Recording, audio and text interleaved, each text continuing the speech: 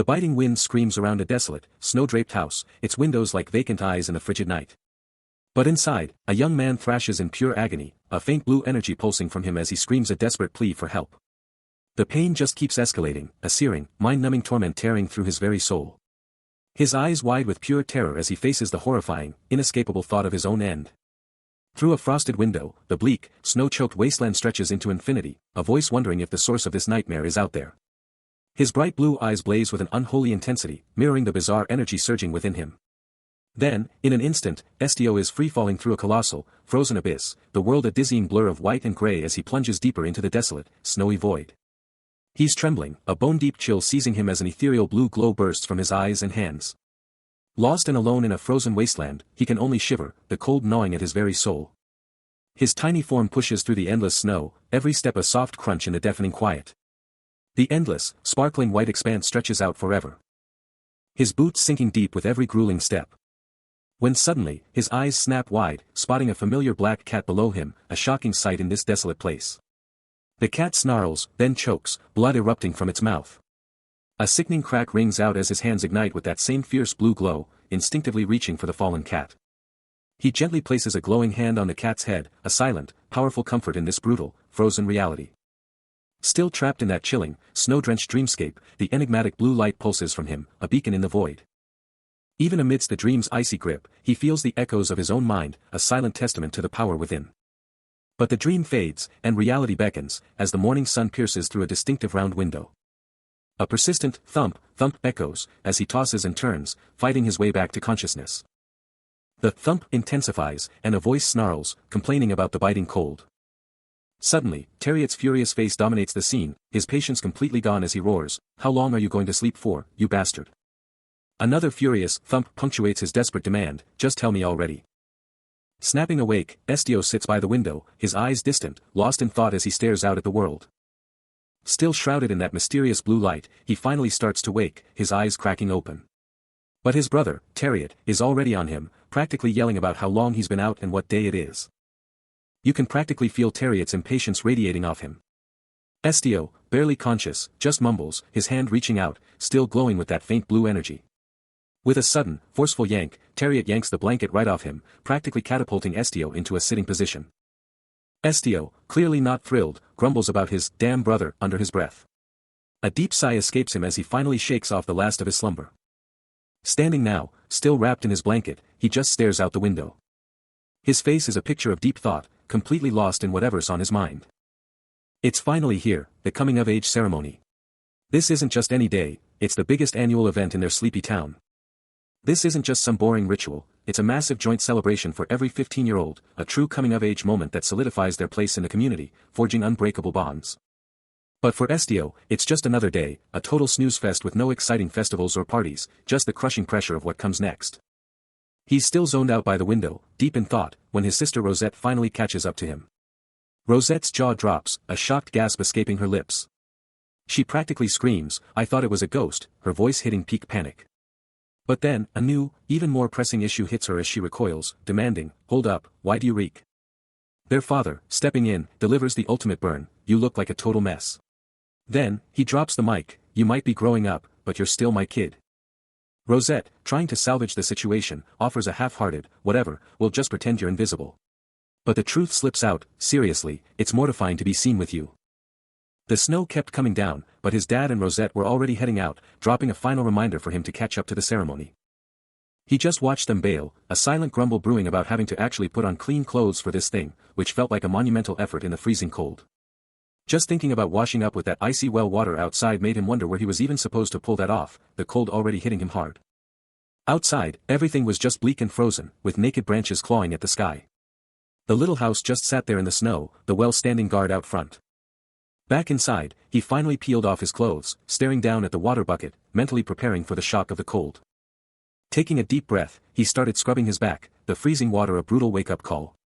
A massive shiver ripped through him as the ice-cold water hit, leaving him totally shocked by the brutal chill.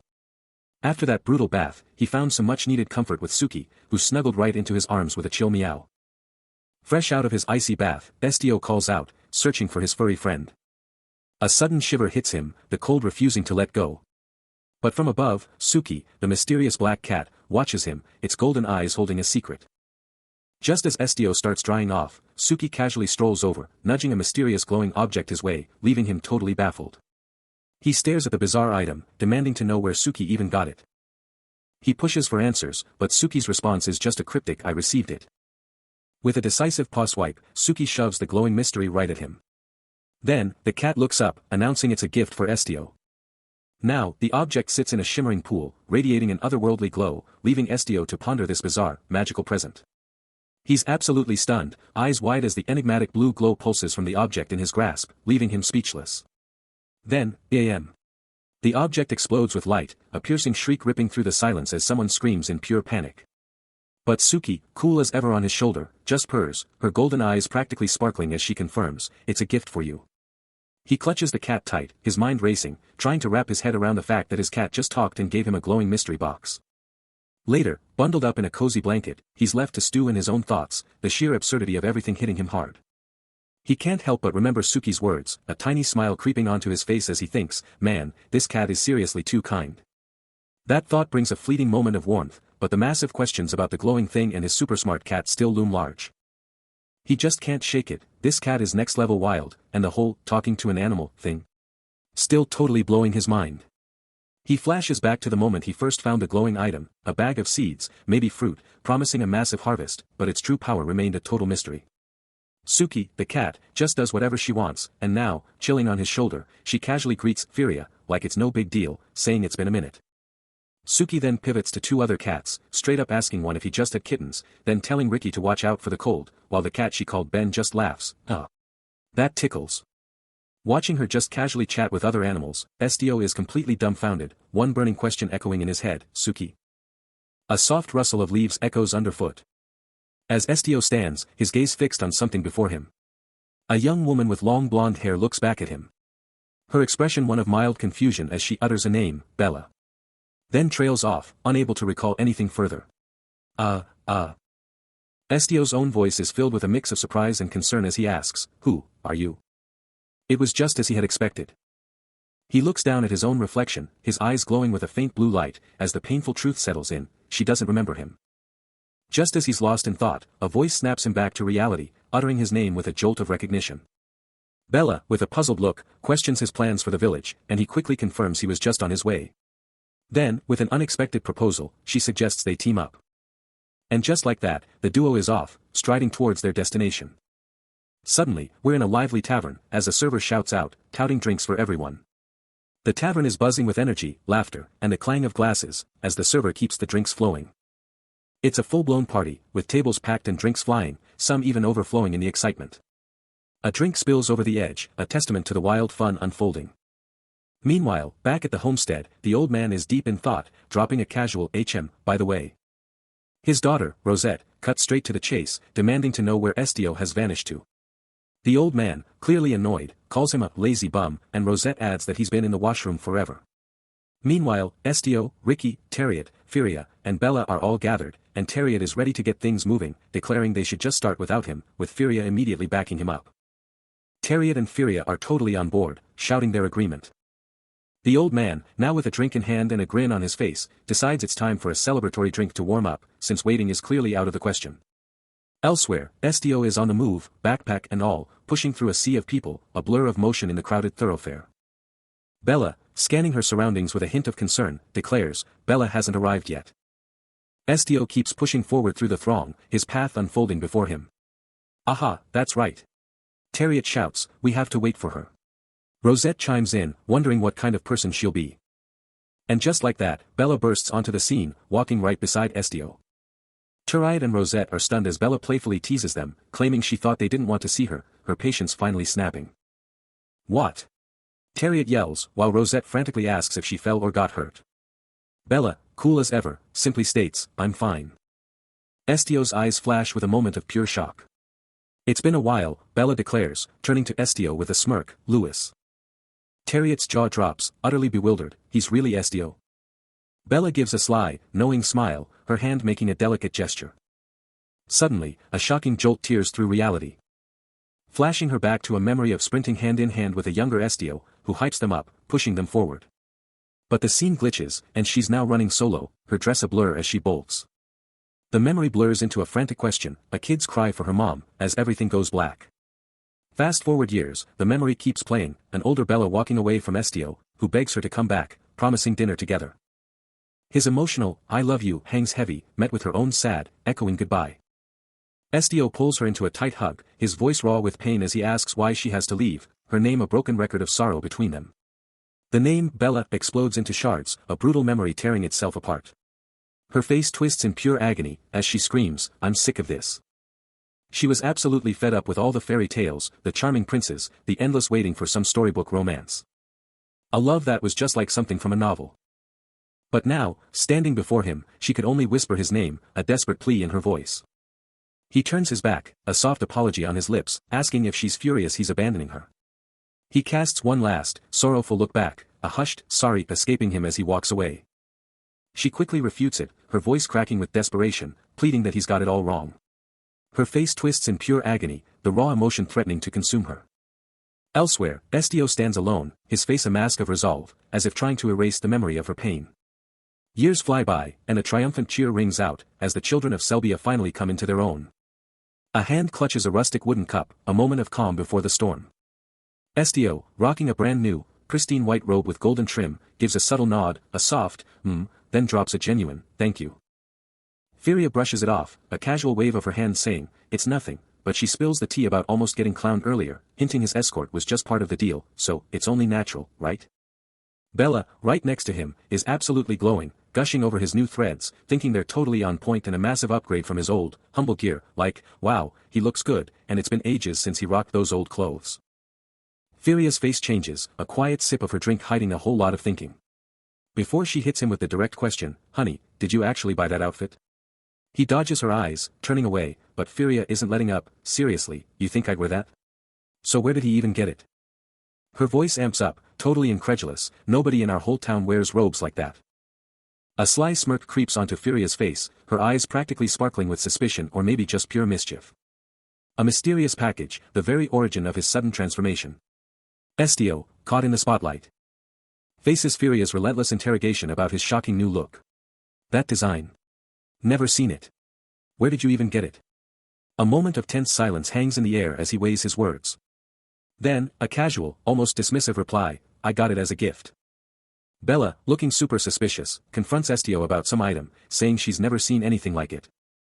While Estio, blushing slightly, just tries to play it cool, calling it a gift. But Bella isn't buying it, still giving him the side eye. Her mouth open, ready to grill him even more.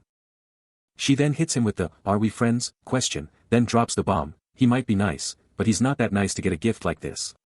Meanwhile, Rosette and their dad are watching the whole thing go down, looking super worried. With Firia and Terriot joining the worried crowd, as their dad finally snaps and demands the truth from Estio. And then comes the killer blow, the ultimate accusation, you totally stole it, didn't you? He stands, now rocking an ornate, hooded robe, its intricate patterns practically screaming, divine power. The crowd is absolutely buzzing, their faces a total blur of suspicion and awe. A faint trace of blood streaks his forehead, his expression a total mask of profound distress. The villagers are all like, gift from the gods. How'd a farmer's son get that, and he just crumbles to the ground, totally overwhelmed. A desperate "no" rips from him, his pleas barely audible as he stays crumpled on the cold earth. The whispers keep going, debating if he's a god or a devil, but he slowly gets back up, eyes glued to the ground. His brother, Terriot, steps up, totally accusing him, demanding to know if he just stole the gift to look good. The whole family is watching, his father, Rosette, and Firia all piling on with Terriot's judgment, their collective voices slamming him as a freaky bastard and demanding to know where he got that mysterious thing. Inside, he can only offer a silent, desperate "no" to their accusations. He could only silently protest, knowing deep down that he hadn't stolen anything. Meanwhile, Bella watched the unfolding drama with a somber expression. As a heavy thud echoed through the room, drawing Estio's gaze downward. Then, a furious voice cut through the air, commanding, take this, monster. Before he could even fully process the words, Terriot launched an object with a swift, whistling motion, shouting for him to dodge. Estio's instincts screamed, his eyes widening as he narrowly evaded the projectile, which instead struck something behind him, splashing a crimson liquid across the floor. His ornate robe swirled around him with the sudden movement. As the hanging lantern, now pierced, began to drip the ominous red fluid onto the wooden planks below. With a final thud and a pained cry, the lantern shattered completely, its contents pooling into a growing crimson stain. The mysterious red liquid, unleashed, begins to drip and splatter. Then splashes directly onto Estio's face, a chilling sound filling the air.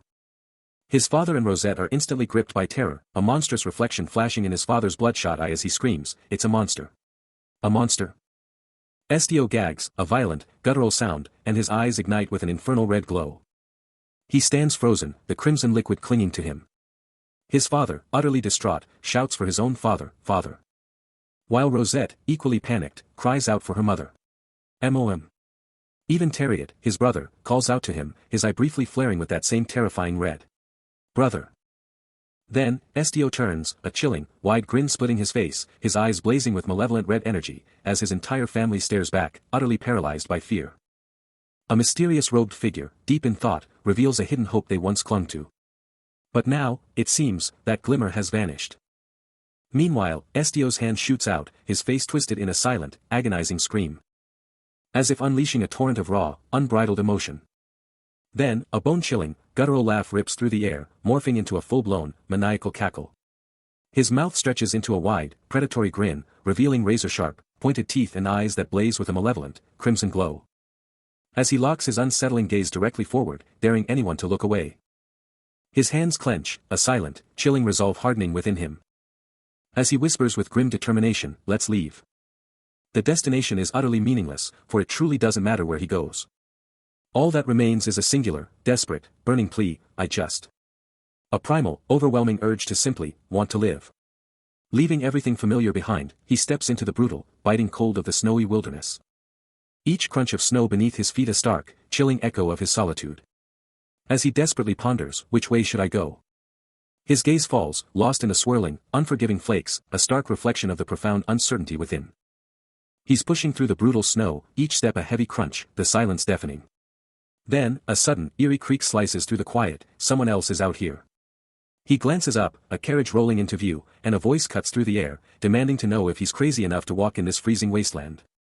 He pauses next to the massive, snow-dusted carriage, a moment of decision hanging in the frigid air. The driver, a grizzled but friendly face, just gives him a direct order, "Get in." No time to waste, no choice but to move forward, he makes his decision and heads for the carriage. The carriage lurches forward, its wheels grinding, picking up speed once more. Inside the carriage, Estio watches the world blur past, the brutal cold now just a distant memory as he rides in relative comfort. The carriage speeds through the snowy peaks, a blur of motion across the unforgiving terrain. He sits there, lost in the depths of his own mind, a silent storm brewing within him. Then, a flash, a memory of his hands, carefully holding something precious and dark. The familiar black cat, Suki, curled up and letting out a soft, almost mournful meow. His eyes snap open, a jolt of recognition, and a name bursts from his lips, Suki. But the vision fades, his hands now empty, the stark reality of his journey pressing down. He's transported back to that pivotal night, his coming-of-age ceremony. The very moment he turned his back on everything familiar and left his hometown. A lone, weathered cart stands in a stark, empty landscape, setting the stage for what's next. Click. Estio busts open a door, peering into the unknown. His eyes go wide, and he's thinking, "Whoa, this is getting good." He crashes onto a bed, and suddenly, an orange-haired guy is there, totally surprised he slept through the freezing weather. The orange-haired dude just grins, like, "Why are you even surprised, kid?" He keeps up the playful banter, teasing Estio about being a cute kid. His dark cloak and red tunic scream mysterious traveler or total badass, making his intentions even more intriguing. He takes in his new surroundings, a silent question hanging in the air about who's even guarding this joint. While the orange-haired figure sizes him up, dropping a casual, "Oh, so you're the quiet type, huh?" She keeps going, a playful edge to her tone, "Seriously? We went through all that just to get you in here, and you're already bored?" A mischievous hee-hee escapes her, her face lighting up with a playful grin. But he's not biting, just staring down, completely unfazed. He finally breaks the ice, stating simply, "The name's Estio." His new companion just blinks, a puzzled look on her face, "Huh? Esto?" He just stares back, a silent "Are you serious?" hanging in the air, totally fed up with her getting his name wrong. With a cheeky wink, she finally drops her own name, all right, the name's Lena." Still on the attack, Lena absolutely butchers his name, dragging out the syllables in a playful, yet totally disrespectful, challenge. He shoots her a look, a clear frown etched on his face, demanding to know if this mockery is actually supposed to be funny. Lena dramatically turns her head, a mischievous glint in her eye, then snaps back to him with an unexpected confession. She just flat out tells him, I like you, boy. Estio's face is a mask of pure disbelief, all he can manage is a tiny, defeated NOP. Lena, however, is absolutely loving his stunned reaction, a booming laugh erupting from her. Pulling herself together, she then hits him with a serious question, asking if he's actually planning to head to the city. For a young country boy, it's easy to get totally lost in a daily grind, not even thinking about the future, especially when you're just trying to survive with your own two hands. Estio, looking a bit sheepish, totally confirms it, admitting he hadn't even considered that far ahead. Lena's mind is racing, pondering Estio's raw power, thinking, even with the talent, I can't protect anyone like him, or talent. She then gets right to the point, looking at the kneeling Estio and teasing, seriously, you're just a kid. You don't look like you can lift anything heavy. A mischievous grin spreads across her face as she declares, but hey, I'm good with animals. Her tone suddenly drops, getting serious, are you trying to join a circus, she challenges, cutting off Estio's attempt to explain, don't do it. I don't think you. He quickly tries to correct her, it's not like that. But Lena just laughs it off, what do you mean? Are you a mind reader or something? Estio's inner turmoil boils over, recalling every insult, they called me a bastard, a failure, a goof. Can she really read my mind too? He concludes, a hint of loneliness in his thoughts, it seems my abilities are truly unique. Meanwhile, Lena's hand subtly reaches out, a silent, comforting touch. He's grappling with his insane power, the ability to literally dive into minds and steal thoughts.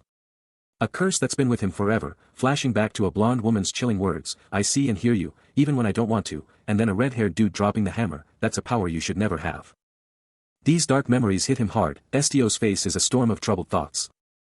He's just sitting there, trying to wrap his head around his messed up past and what his powers really mean. And that red-haired guy's intense stare from the flashback just keeps burning in his brain, a silent, explosive exclamation point of pure judgment. Back in the present, he's still lurking, peeking out like a ninja from behind a massive pillar. His eyes darting across the fancy hall, taking in everything with laser focus. That red-haired dude's explosive jump flashes back again, pure, raw, aggressive power. But then, bam.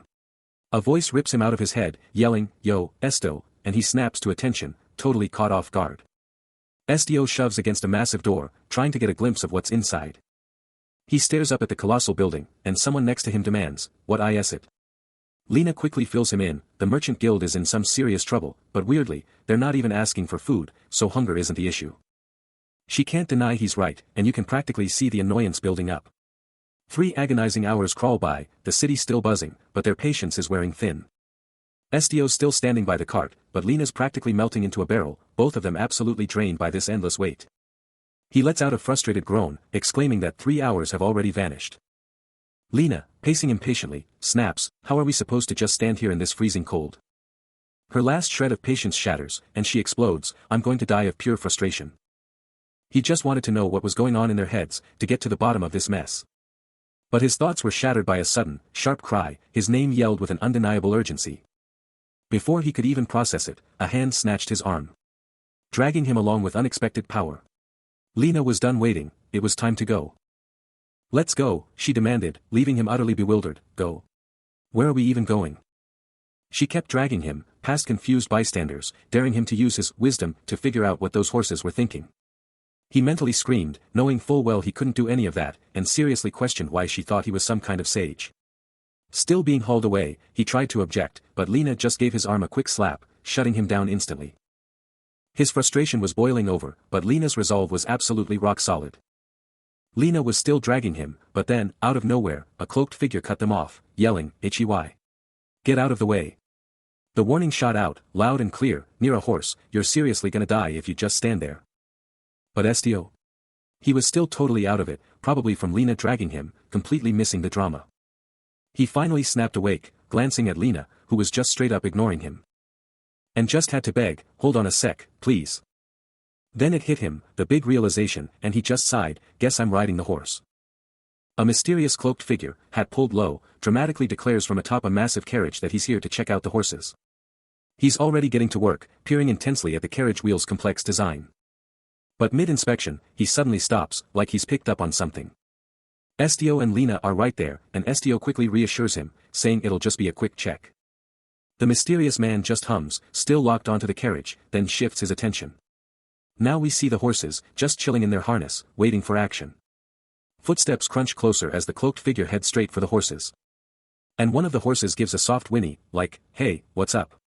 Estio tries to soothe the horse, his face etched with worry as he asks what's up. Its head bowed and bridle tight. He lets out a heavy sigh, his face showing pure distress.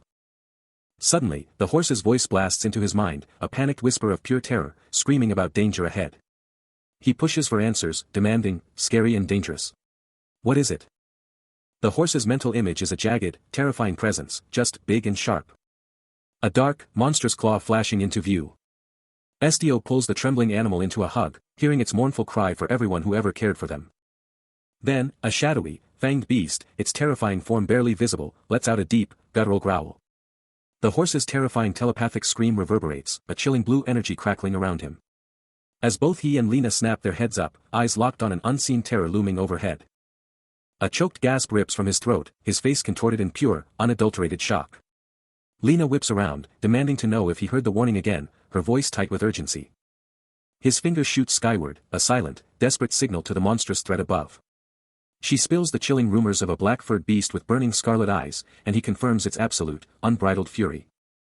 Lena's face hardens with grim resolve, knowing that a direct confrontation means devastating losses.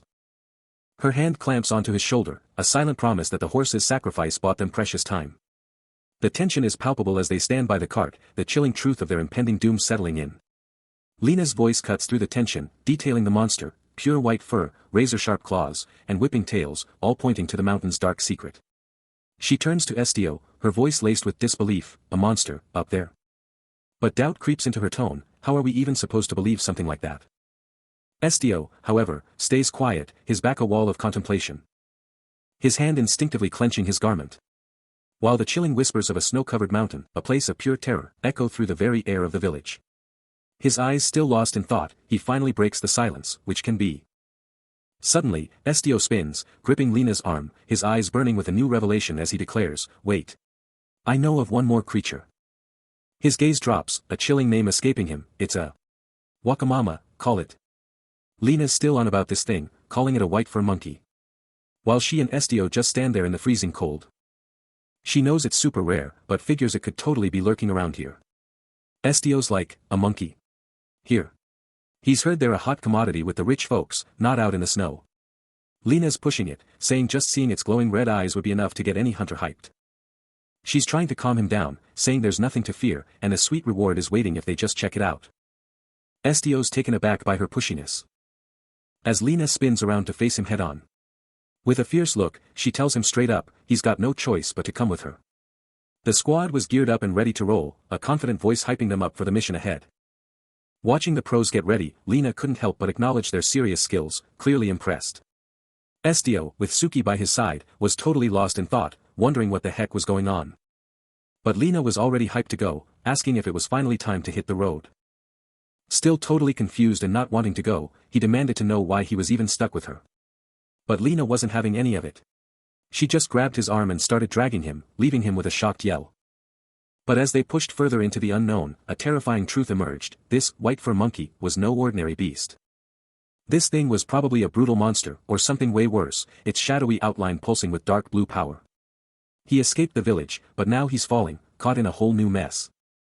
His unique ability to see through people's intentions, a power he never wanted, made him keep everyone at arm's length, especially those with shady or beastly motives. And now, that person, Lena, is dragging him into another crazy mess. His own family was shattered because of this power, so he chose to disappear, to be just another face in the crowd, never letting anyone guess he could see right through them. He just stopped caring about other people. Even if they acted like they trusted him completely. Every step he takes, the burden of his past just crushes him. That distressed face, a stark reminder of why he put up those walls in the first place. He's still on the move, forced to trek with Lena through this brutal, snow-covered wasteland. Their boots crunching on the frozen earth. The path ahead was just a blur of chilling mist, hiding whatever lay beyond. A chilling wind howled across the empty land, and Lena couldn't help but look back, a nervous energy about her. Then, out of nowhere, a faint, eerie glow pulsed from the ground, with a soft, unsettling hum that sent shivers down their spines. The atmosphere got super heavy as twisted, skeletal trees appeared in the fading light, and a deep, guttural growl ripped through the silence. They froze, Estio's eyes locked on whatever was lurking in the shadows, while Lena kept her gaze on him, clearly worried but ready for anything. With a serious face, he pulled out a small, glowing artifact, a sight lamp, to cut through the darkness. Just as the lamp's light pierced the heavy shadows, a massive flash exploded in the distance, revealing an intense, radiant glow that could mean anything from salvation to total disaster. When suddenly, he and Lena found themselves face to face with a massive, cloaked figure, horns piercing the air, all eyes locked on the looming threat ahead. A gasp, a whisper of "hee" escaped his lips, his bright blue eyes wide with a mix of awe and apprehension at the unfolding scene. But the moment of wonder shattered as a colossal, clawed hand tore through the darkness, its sheer size and raw power undeniable. Then, a monstrous face with eyes burning like hellfire burst forth from the void, its voice a guttural roar that promised only one thing: "I will kill you, human." The golem's death sentence echoed, a chilling pronouncement, its fiery eyes locked onto its prey. A monstrous white beast, its red eyes burning like embers, lets out a terrifying roar. Then snarls with pure hatred, "You humans." Estio's jaw drops, a silent scream of shock escaping him. His entire body locking up, bracing for impact. The beast's glowing red gaze intensifies, its predatory focus absolutely locked on its prey. Estio and the others are thrown back, a collective shout of "No way," ripping through the air. To even begin to understand the raw emotions of a creature like this, without even touching it, means it possesses an unbelievably powerful will. Estio's eyes drop, his face contorting as the monster's raw, murderous intent slams into him. And he knows instantly, this monster is out for blood. The white beast unleashes a terrifying roar. Its voice dripping with pure hatred as it screams, "I'll kill you, humans." Lena grabs Estio's shoulder, her voice sharp with panic as she urges, "We have to turn back now." Golem whips around to face her, a challenging edge in his voice as he retorts, "Saiyan." He points at the beast, declaring, "This is the only path." But Lena isn't convinced, questioning if there are other monsters out there besides this one. Golem shakes his head, confirming, "No, there isn't, but it's." His hand clenches around his sword, his resolve burning bright. The tension is palpable as they push forward. Estio and Lena, cloaked and ready, navigate the treacherous terrain. But just as they think they're alone, a new player enters the field, a mysterious woman with striking purple hair, her gaze sharp and calculating. Without hesitation, she draws a blade, her voice cutting through the air with a single, urgent command. Estio, caught off guard, drops his hood and spins around, his face a mask of disbelief as he challenges her bizarre statement.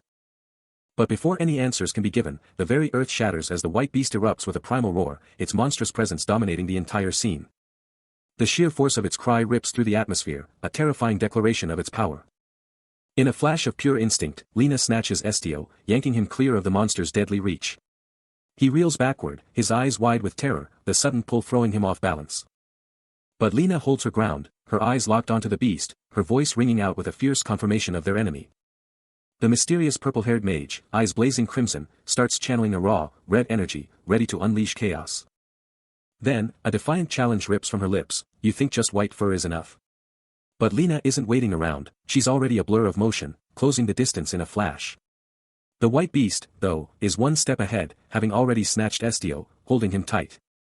The mage charges in, a streak of pure speed.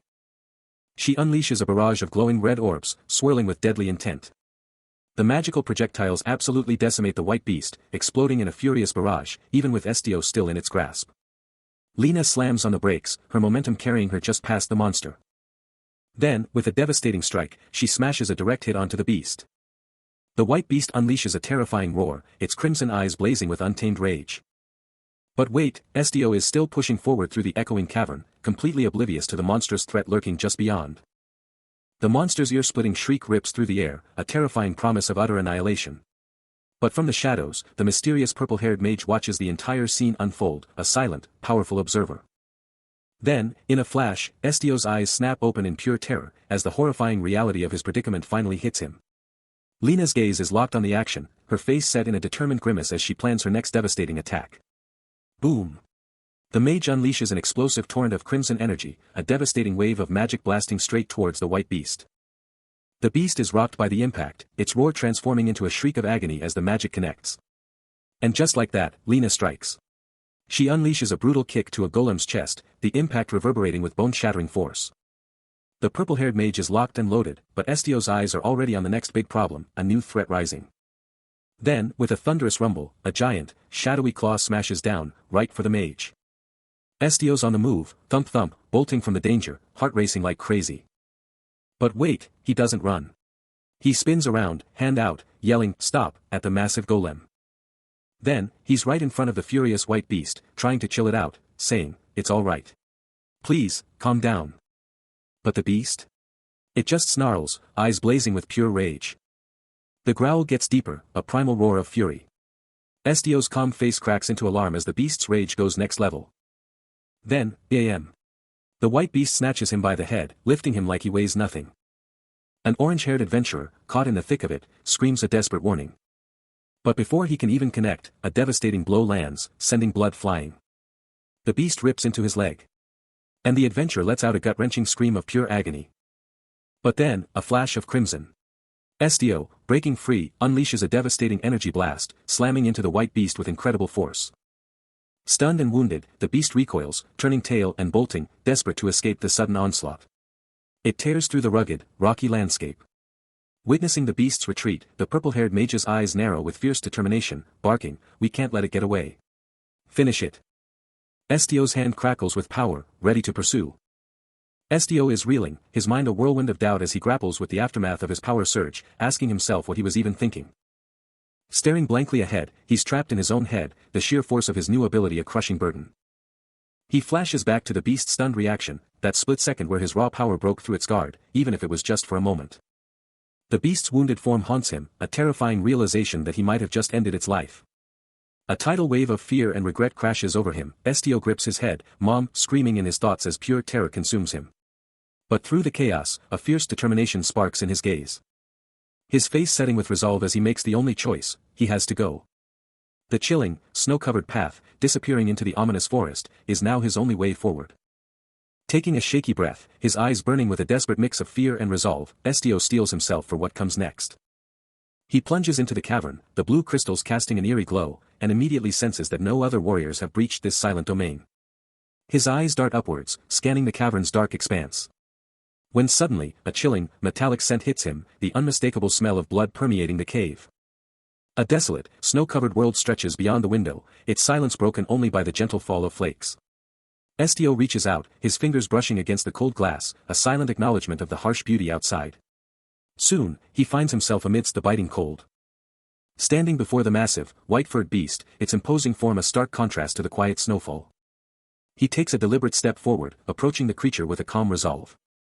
As a soft blue aura emanates from him, shimmering particles begin to swirl around, connecting him to the beast, a profound link forming between them. He realizes with a jolt that he is witnessing the white beast's own memories unfolding before his eyes. The vision transports him to a vast, snow-laden forest, a silent, ancient landscape etched into the creature's past. Deep within a frozen, unforgiving forest, three colossal white beasts loom, their presence a chilling testament to the wild. But nearby, Estio is out cold in the snow, totally wiped from his mind-bending vision, with one of the massive beasts keeping a watchful eye. That beast's stare is intense but surprisingly calm, as the hero stays completely out of it. Estio's catching some serious seas, but a mysterious purple-haired mage is already on the scene, looking super worried. She's checking him out, seeing he's just passed out, while the white beast chills in the background, totally not hostile. Her hand moves in, lightly touching his forehead, checking his status with a soft, caring touch. With a tiny black cat now cradled in her arms, the mage keeps her vigil over the unconscious Estio, the white beast still just hanging out. She whispers to her furry friend, announcing, "Our guy's out cold, so I guess it's time to reveal your name, Suki." The mage carefully holds Suki, her focus split between the adorable cat and the still sleeping Estio, all while the white beast keeps its silent watch. A pink-haired girl frantically urges Estio to move, her voice a desperate plea. "Quickly, hide," she cries, collapsing as shadowy pursuers loom behind them, but Estio just stares, unmoving. But his eyes ignite with a terrifying red glow, a raw surge of power, and a guttural sound rips from his throat. Then, out of nowhere, the colossal white beast bursts onto the scene, its red eyes blazing, unleashing a deafening roar that shakes the very ground. A low, guttural rumble vibrates from its massive chest, a chilling sound that promises pure chaos. Estio locks eyes with the beast, his face a mask of intense focus, a bizarre thought sparking in his mind. The beast's colossal, clawed paw slams down, a declaration of its overwhelming power, commanding all attention. Staring up at the towering monster, Estio blurts out, "Mommy." The beast, surprisingly, replies with a blunt, "I am not your mother." Its fiery red eyes narrow, and then it demands, "Who?" Facing down the massive white beast, Estio drops a bombshell, revealing, "My name is Estio." The beast's voice rumbles, repeating his name, then hits him with a chilling question, "Yes, Tio. Did Estio come to kill me too?" Its piercing red eyes lock onto him, demanding answers. Then why? SDO can only look away, his face a mask of confusion, confessing, I don't know either. I just felt like I had to come here. The beast's eyes narrow, a chilling revelation escaping its lips. Humans, they killed my family. It presses on, a mix of knowing and utter bewilderment in its voice. I know. But why? SDO considers the beast's pain, then offers a stark, simple truth. Maybe it's because of money. The beast cocks its head, utterly baffled by the human concept, demanding, what's money? SDO's eyes snap open, a chilling realization hitting him like a truck as he whispers, if there's a thing called money, then I can get to meet mommy and my whole family. No. It's possible. The white beast, eyes burning, demands to know if revenge is even an option. SDO, absorbing the beast's raw emotion, feels the weight of its question, wondering if such a dark path could ever be real. Then, a shocking truth hits the beast like a lightning bolt, its eyes snapping open as it grasps the horrifying link between its pain and mere money. A primal, agonizing scream rips from its very core, a raw cry of pure, unadulterated despair. SDO, now radiating a faint blue aura, hangs his head low, the beast's tortured wail striking a chord deep within his soul. A choked sob escapes the beast, a lone tear streaking its face as it's consumed by overwhelming sorrow. SDO, staring at his trembling hands, confesses his own monumental stupidity, realizing how naive he was to ever dream of seeing his family again. Yet, as he drew closer to the tormented beast, every single one of his previous worries and dreams simply vanished, utterly meaningless now. SDO's mind races, a blue aura flickering around him as he grapples with a shocking truth. He's been messing with the beast's feelings. He's reeling, asking himself, control emotions. I can do that. It's a power he barely comprehends. But then it hits him, a flashback. He remembers telling the beast not to be mad, realizing he's been reading and controlling emotions all along. He gets it now, but seeing the beast still looking utterly crushed, he's baffled. Why isn't it feeling better? What's going on? Deep in the desolate, rocky wastes, a lone figure pushes forward, his flashlight beam piercing the absolute darkness. Then, a sudden halt, a flash of recognition as he shouts, Suki. The annoyed black cat is instantly scooped up into his arms. A thought bubble above its head perfectly capturing its mood, annoying, really. But just as quickly, the cat leaps from his grip, casually strolling away. Forcing him to voice his relief, only for Suki to sass back, glad you're okay. I'm not some weakling who needs help from a kid. Unfazed, he offers to carry the sassy feline, who just deadpants, of course. With Suki now in his arms, he gazes forward, wondering aloud, so, where are we headed? But his mind quickly shifts to the white beast he left behind, and what about Niju? Suki, the black cat, glares forward, its voice cutting through the silence with a defiant, leave it. SDO treks through the harsh, snowy wilderness, a bundle in his arms, while Suki paces alongside, grumbling about its injuries and the danger of being discovered. SDO glances down at the feline, challenging its resolve, are you seriously going to freeze to death here? He proposes they head back to the cave, and Suki, surprisingly, concedes. The cat flicks its head, muttering, you really are shrewd. SDO keeps moving, a profound realization hitting him, Suki is capable of abandoning itself. He asks, what do you mean by that? SDO gazes downward, realizing Suki's deep-seated belief that everyone will eventually abandon it. So you're not expecting anything at all, Suki challenges, its gaze piercing. SDO pushes deeper into the cavern's chilling embrace. With the sleek black cat right on his heels. As they venture further, he instinctively reaches out, a silent gesture of comfort. Then settles, clutching a small, unassuming bag. His eyes are lost in thought, a heavy silence hanging in the air. Before he pulls the cat close, a shiver escaping him, it's cold. A profound truth hits him, right. I'm the one who's always been alone. A tiny black cat stares up, a desperate plea burning in its mind, to go back to the past. Towering over the little furball, SDO watches the cat, a mysterious glow sparking from the snow around its feet. A sudden thought hits him, a single word echoing in his head. Was it a memory, or a glimpse of its true power? The black cat transforms into a majestic tiger, absolutely radiating with a vibrant blue aura.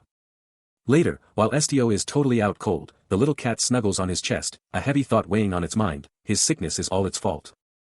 Intense, glowing green eyes suddenly burst open, revealing a raw, primal terror within. The scene flashes, showing a younger SDO nestled against the colossal, shadowy form of Suki, who rests like a silent, powerful guardian. But the vision twists, zooming in on Suki's gaping maw, a horrifying display of razor-sharp fangs and raw, untamed power. Suddenly, a sterile lab. A chilling voice labels a subject N1251, declaring it disobedient, its instincts overpowering all commands. A cold scientist watches a young Estio in a lab coat and Suki in its tiger form, declaring the subject useless, even with improved performance, repeating the chilling designation N1251 for the brutal experiment. Suki's monstrous, fanged mouth fills the view once more, as a terrifying command rings out, "Kill it." Blood splatters everywhere as a tortured voice gasps, "It hurts." A tormented Estio, trapped and suffering, cries out in desperation, "I don't want this. Help me." A hand reaches out, shaking, a desperate plea for freedom. Out of the mystical, snow-kissed woods, a tiny, shadowy figure appears, hitting the pure white earth with a soft, almost silent thud. It's Suki, the sleek black cat, chilling out in the swirling, frosty haze.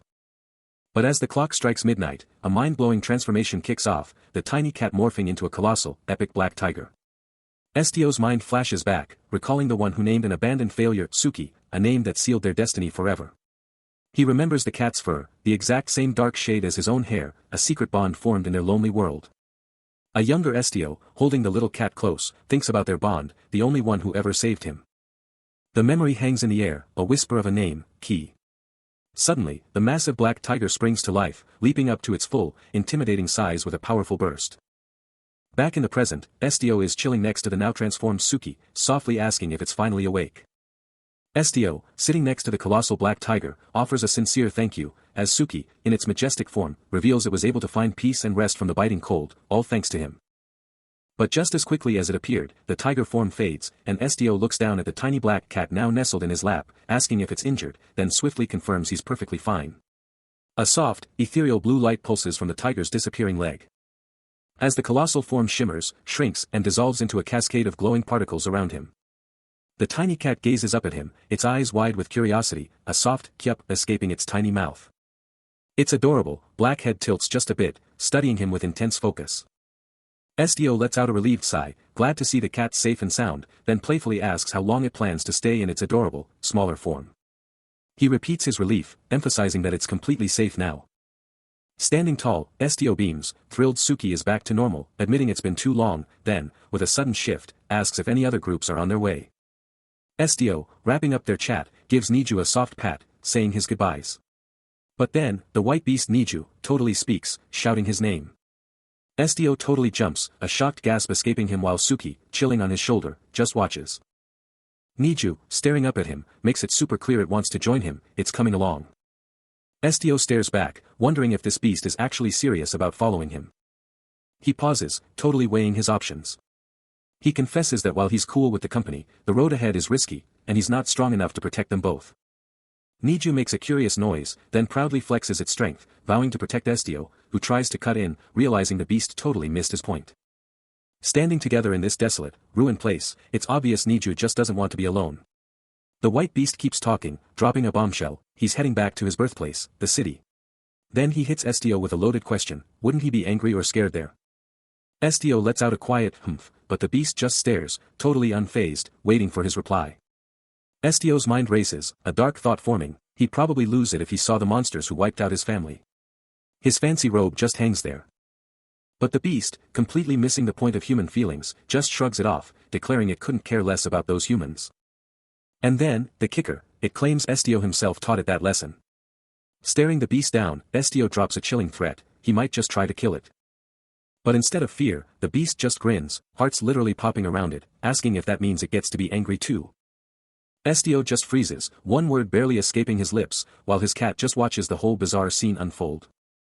Estio, absolutely floored by the last exchange, clutches Suki and practically shouts, demanding answers about what the monster's next move will be. But just like that, he's on the move again, now with two mysterious robed figures, their intentions totally unknown. The trek goes on.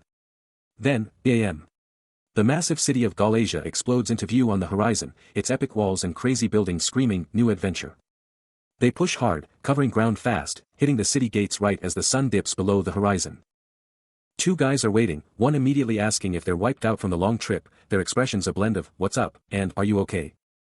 Stepping inside, Estio can't help but look over his shoulder, a flicker of anxiety in his gaze, thinking, did Suki ditch me again? Just as Estio reaches the city, a sharp HEY rips through the quiet. Stopping him dead as a city guard, all business, immediately zeroes in on the small, white-furred monkey with him. A white fur monkey, the guard barks, his eyes narrowing, you can't just waltz in here with that thing, you know the rules. He grabs the little creature, sternly reminding Estio about permits and carriages, his voice leaving no room for argument. Estio just stares, a silent tension building. Until the guard, surprisingly, softens his tone, calling out his name. And offering him something. But Estio, caught between a rock and a hard place, can only manage a conflicted, but. Niju, the fluffy white beast, stares ahead with fierce resolve, internally declaring that if it chooses to break free, absolutely nothing can hold it back. Estio, however, is deep in thought about this mysterious companion, realizing there's no telling its true motives or how often it acts on them, it just does whatever it feels like. A soft, sup sound escapes Niju as Estio's hand gently settles on its head. A moment of quiet connection in their ongoing adventure. Moving through the bustling city, a guard calls out to them, telling them that since they've just rolled into town, they better take extra good care of that clever thing. The guard then turns and walks off, leaving Estio and Niju to ponder the warning as they continue their journey, the words hanging heavy in the city air. Estio glances down at Niju, a somber look on his face, muttering an apology for the rough treatment it's receiving. Niju returns his gaze, its inner voice revealing a sweet, innocent thought, Estio is just like mommy. Continuing their stroll, Niju's inner monologue keeps going, revealing that mommy also told Niju every single day that she was sorry. The city glows under a breathtaking sunset, a silent snowfall blanketing everything in a serene, almost magical, calm. He remembers his mommy's apologies, always wondering what they truly signified, a burning curiosity in his heart. But she never gave him an answer, leaving him in the dark until this very moment, as Estio's words finally unlock the truth. Mommy's apologies, he now knows, were a profound act of love, a comforting hug that spoke volumes. That warmth, that love, it still resonates within him.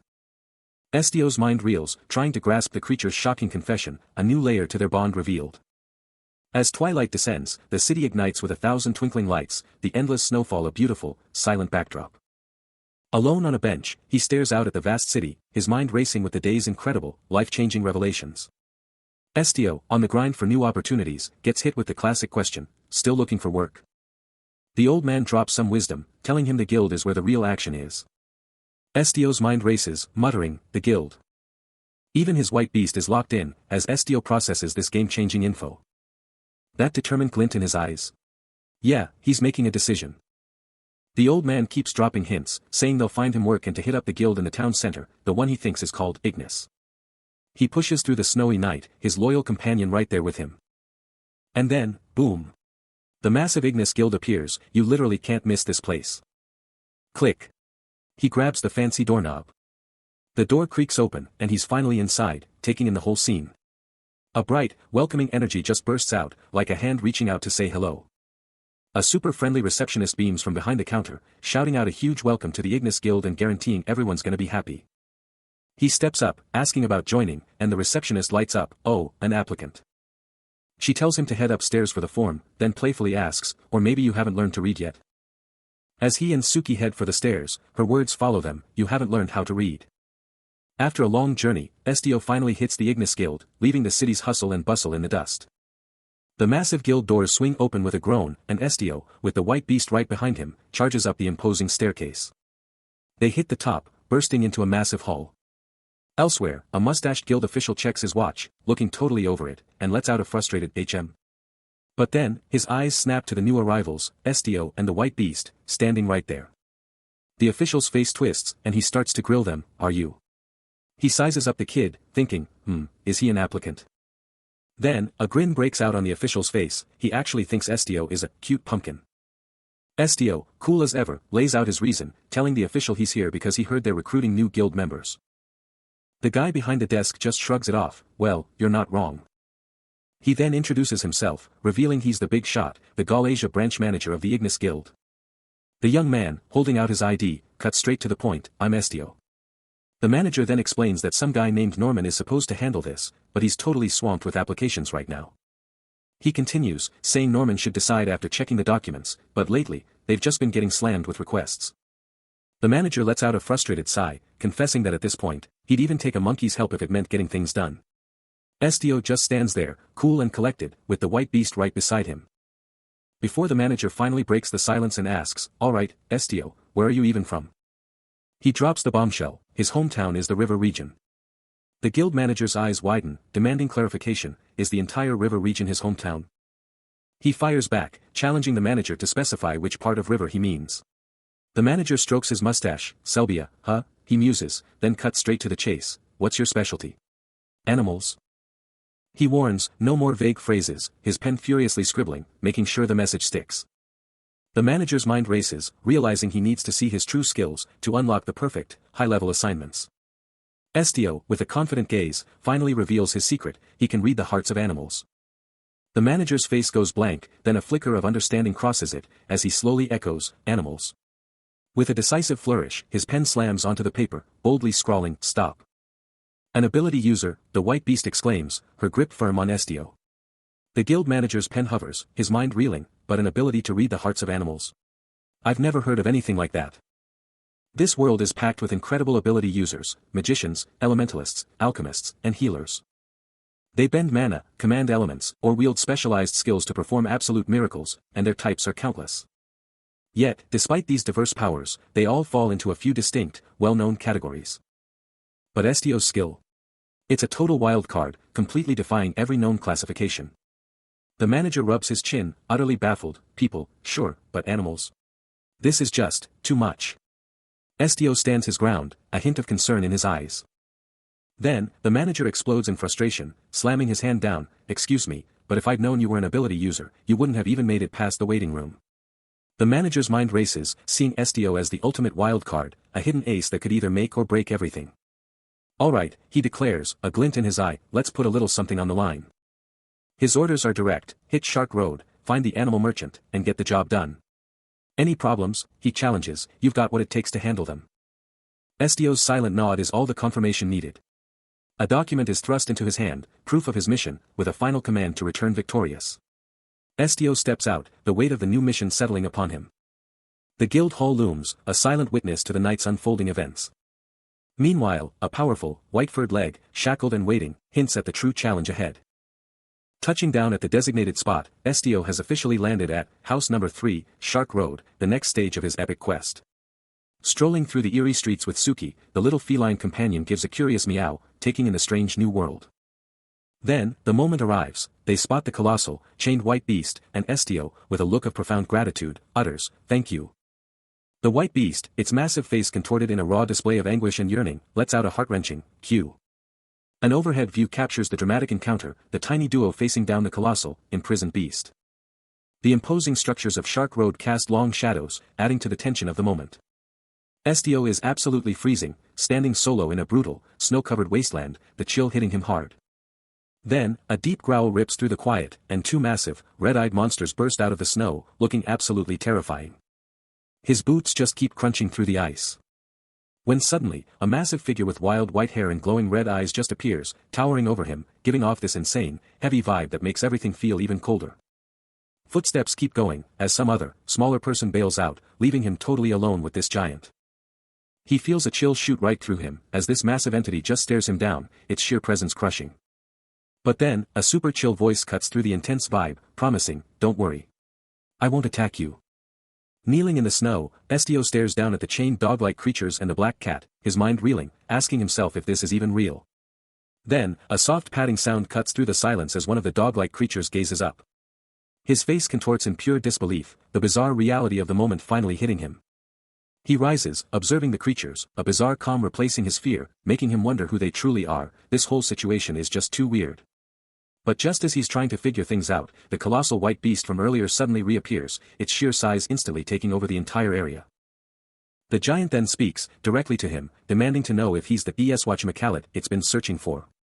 Out of nowhere, a man in a red scarf appears, his face frozen in pure terror. The white beast, with terrifying ease, grabs the struggling man by his collar, hoisting him effortlessly into the air. Estio, Suki, and the dog-like creatures can only stare at the giant's sudden, brutal power, as the man hangs utterly helpless in its grip. An elder guild official, looking serious, confirms his arrival, declaring he's from the Idris Guild. He reveals he brought the dog-like creatures, battered by a monster, and anchored them here, then wonders if Estio's power is truly a blessed ability. With a quick command, the official pivots, telling Estio to follow him. They reach a massive, caged area, Estio looking in as a soft click sounds. Their steps resound, pushing further into the complex. Estio quickly kneels beside a small, dog-like creature, seeing its pain. He asks the official, why is this creature struggling so much? The official reveals it's a rare, hard-to-get breed, and its state has deteriorated because of the monster's aura since he got here. Gazing at the struggling creature, the official quietly wishes it peace. He stands alone, his gaze locked onto something just out of sight. As the guild manager appears, both men now intently focused on the unfolding situation.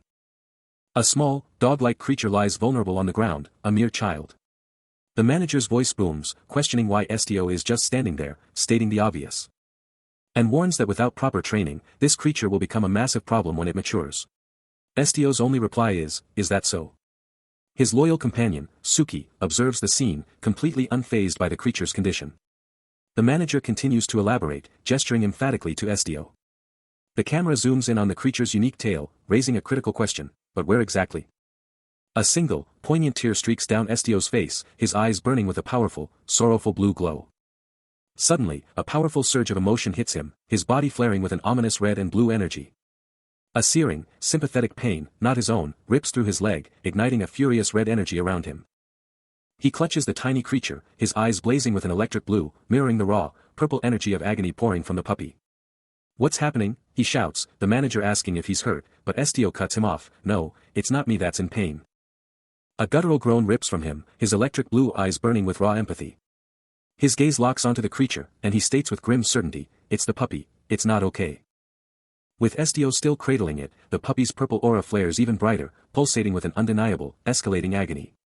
The creature's purple energy explodes outward, shimmering with chaotic blue particles as it thrashes.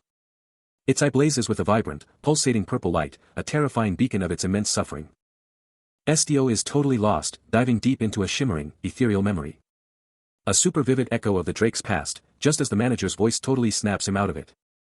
The Gaulesia branch manager, absolutely fuming, is like, "Dude, why'd you just stop talking mid-sentence?" Estio, pulling himself together, drops a bombshell. The creature's heart is literally melting right now. The manager just stares, completely flabbergasted. Totally brushing off Estio's words as pure nonsense, and reminds him that drakes are supposed to live in freezing cold water. His frustration absolutely exploding, he yells that the creature will just dry up and suffocate, then calls Estio a bastard for his crazy talk. Estio, cool as a cucumber, corrects him, revealing that drakes are actually desert monsters, but the manager just keeps questioning his sanity. With a powerful glow blasting from his hand, Estio doubles down, the creature's ice heart is absolutely melting. The Gaulesia branch manager is absolutely fuming, but the bald guy next to him is straight up calling Estio an insane bastard. He's totally questioning how any animal could even need a frozen heart to live, while the little blue creature just chills, completely unaware of the drama. The manager just lets out a heavy sigh, totally done with this whole situation.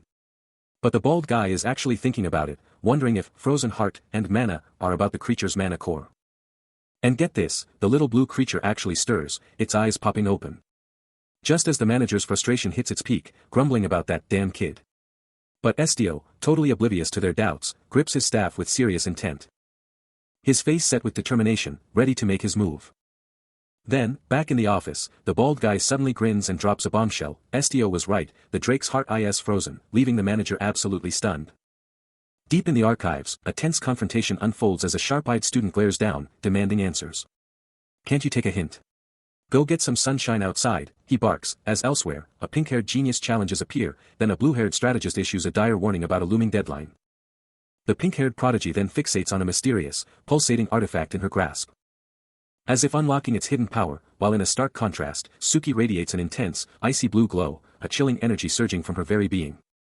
This same bone-chilling power seems to engulf a colossal drake, its scales encrusted with frost and an unearthly blue luminescence. Meanwhile, Estio stands unyielding, his grip firm on the staff, eyes locked on his target, ready to confront the real one. An older man barks orders at Estio, telling him to pour something into the water tank. And Estio just says, "Okay," but the man isn't having it, immediately scolding him, demanding to know what he's doing and telling him to get more. The man keeps laying down the law, telling Estio to cut the chatter and just keep grinding until he gives the word.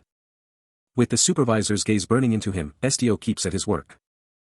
Meanwhile, a sleek, blue, dragon-like beast with piercing yellow eyes, an ice drake, glides effortlessly through the aquatic depths. These magnificent beings, with their unique fins and shimmering scales, are tragically on the brink of extinction. Forget regular ice, we're talking about ice crystals that defy melting, forming around the legendary, almost extinct ice drake. This creature. It's a total wild card, doing whatever it wants, whenever it wants, with zero explanation. Back with Estio, who's clearly not thrilled, he's still grinding away, pickaxe slamming down with a powerful quang. Suddenly, a gruff voice cuts through the silence, challenging his very thought of taking a break. Estio freezes, his face giving nothing away. While the old man keeps pushing, reminding him that chilling out is not an option right now. Then, with a sharp order, the old man tells him to move it. Before long, they spot a creature with a nasty thorn stuck right in its foot, and the old man points out that these things are totally spooked, so keeping them together is key. With a hand on Estio's shoulder, he gives a serious heads up, these guys are no joke. The old man passes a small item to the white-haired kid, who grips it tight. He warns the kid not to lose it, but the child's eyes are on Estio, pleading for him to stay. Estio turns to leave, the old man and child fading into the background. The child cries out his name, a desperate plea echoing. Estio keeps walking, but the child's cries intensify, a heartbreaking plea to stay, promising to wait forever. He stops, his mother's voice ringing clearer than ever, while the child asks if he's exhausted. Shaking off the feeling, Estio brushes it off, and tells them it's time to go back. They walk away from the village, their forms shrinking into the horizon. Finally, Estio is alone, his mind racing with questions about his future and what insane challenges lie ahead. Estio's journey takes a dark turn as a chilling, cursed voice invades his thoughts, whispering of strange things only he can hear. But his focus snaps to a small, vulnerable figure on the freezing ground. Where the white-haired child, shockingly chained, stares up with a gasp, uttering his name in disbelief. Estio rushes to his side, his face etched with worry as he demands to know if the child is okay, fearing the brutal cold is taking its toll. Nearby, his ever-watchful companion, Suki, keeps a keen eye on the unfolding drama, a silent guardian. Estio then settles down, pulling his black cat close, a heavy sadness clouding his features as he holds his furry friend. He extends his hand once more, questioning the child's actions, observing no visible injuries. With a mix of tenderness and urgency, Estio insists he rise, a stark warning about the dangers of the prolonged cold. While speaking, his hand instinctively finds comfort in stroking Suki's soft fur, a brief respite in a tense situation. He thanks Suki for not shunning him like everyone else. Suki, however, seems genuinely perplexed, wondering why it would ever avoid him. Estio, still processing, notes that the cat usually dislikes his touch. Suki recoils from his hand, but then a profound thought resonates in his mind, Estio is fundamentally different from everyone else. Stunned, he can only manage a bewildered gasp.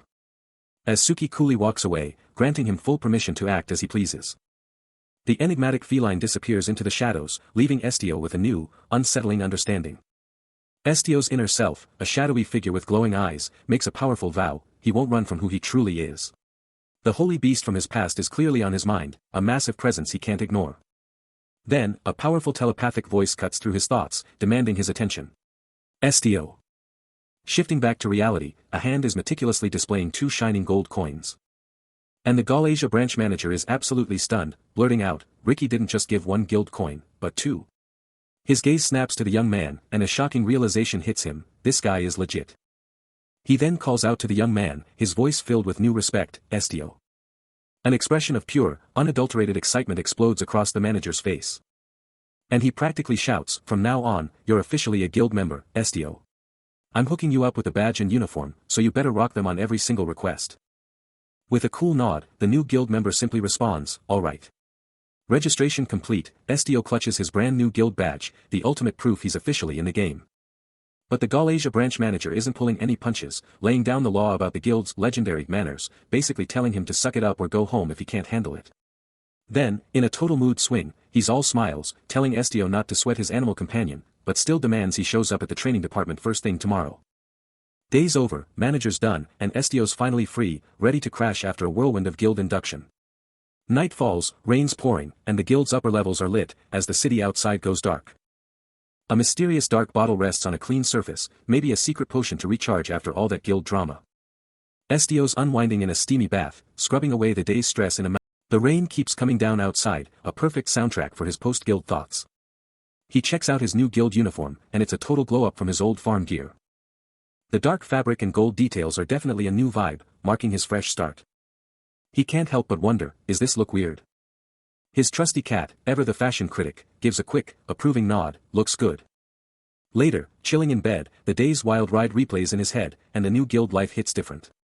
He thinks, just lying here, it feels kinda normal. His hand drifts up to his face, gently touching his cheek. And he realizes, nah, this is definitely not like before. Deep in thought, he lay in his bed, the first light of day just barely piercing the darkness. But then, a question cut through the quiet, challenging his slumber. His eyes snapped open, a clear sign he was wide awake. The silent interrogation continued, a deeper question emerging about regret, and he immediately pushed back, demanding clarification. The response was sharp and to the point, regret for choosing this journey. Estio's freedom is slipping away, a chain tightening around him as the white beast watches, knowing the world is always watching too. She knows the road ahead is only getting tougher. He'd hate this, obviously, so she's making a plan to break him free in the mountains, and soon. Her power flares. A shimmering aura surrounding her. Suddenly, Estio is on his feet, turning back, a silent understanding passing between them.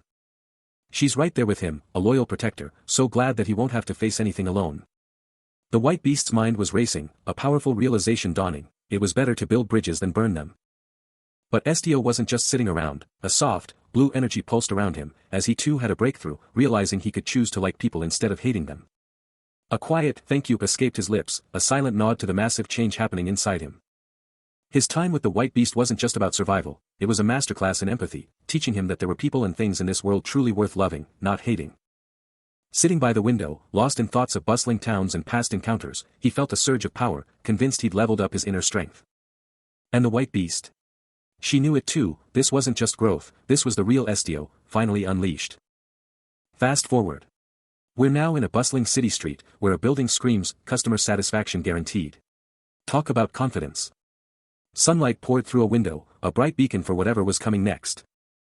And there he was, Estio, looking sharp in a sleek, dark uniform with gold trim, a completely transformed, determined warrior ready to conquer anything. From the balcony, a pink-haired woman spots him, her jaw practically dropping. Down below, the branch manager is already there, greeting Estio and admitting he almost didn't even recognize him, that's how much he's changed. He lets out a laugh, declaring the guild uniform looks absolutely perfect on him. Rosalie, the pink-haired woman, is now right there, looking totally shocked, wondering why the branch manager isn't where he's supposed to be. The branch manager turns to Rosalie, making the big introduction, this is Estio. He quickly explains Estio's a fresh face, a new member who just joined, but here's the kicker, he's not in combat, and he's not even support. Rosalie, utterly baffled, demands to know why an ability user isn't in combat or magic. The branch manager just stands there, leaving her question hanging in the air with no reply. Suddenly, a hand appears, offering up a bowl of vibrant, tempting candies. The branch manager, ever the charmer, whips out a jar of candy, practically shoving it at Estio. And Estio, without missing a beat, snatches the jar, eyes already gleaming at the sugary prize. The branch manager grins, clearly thrilled that Estio's got a sweet tooth, exclaiming his approval.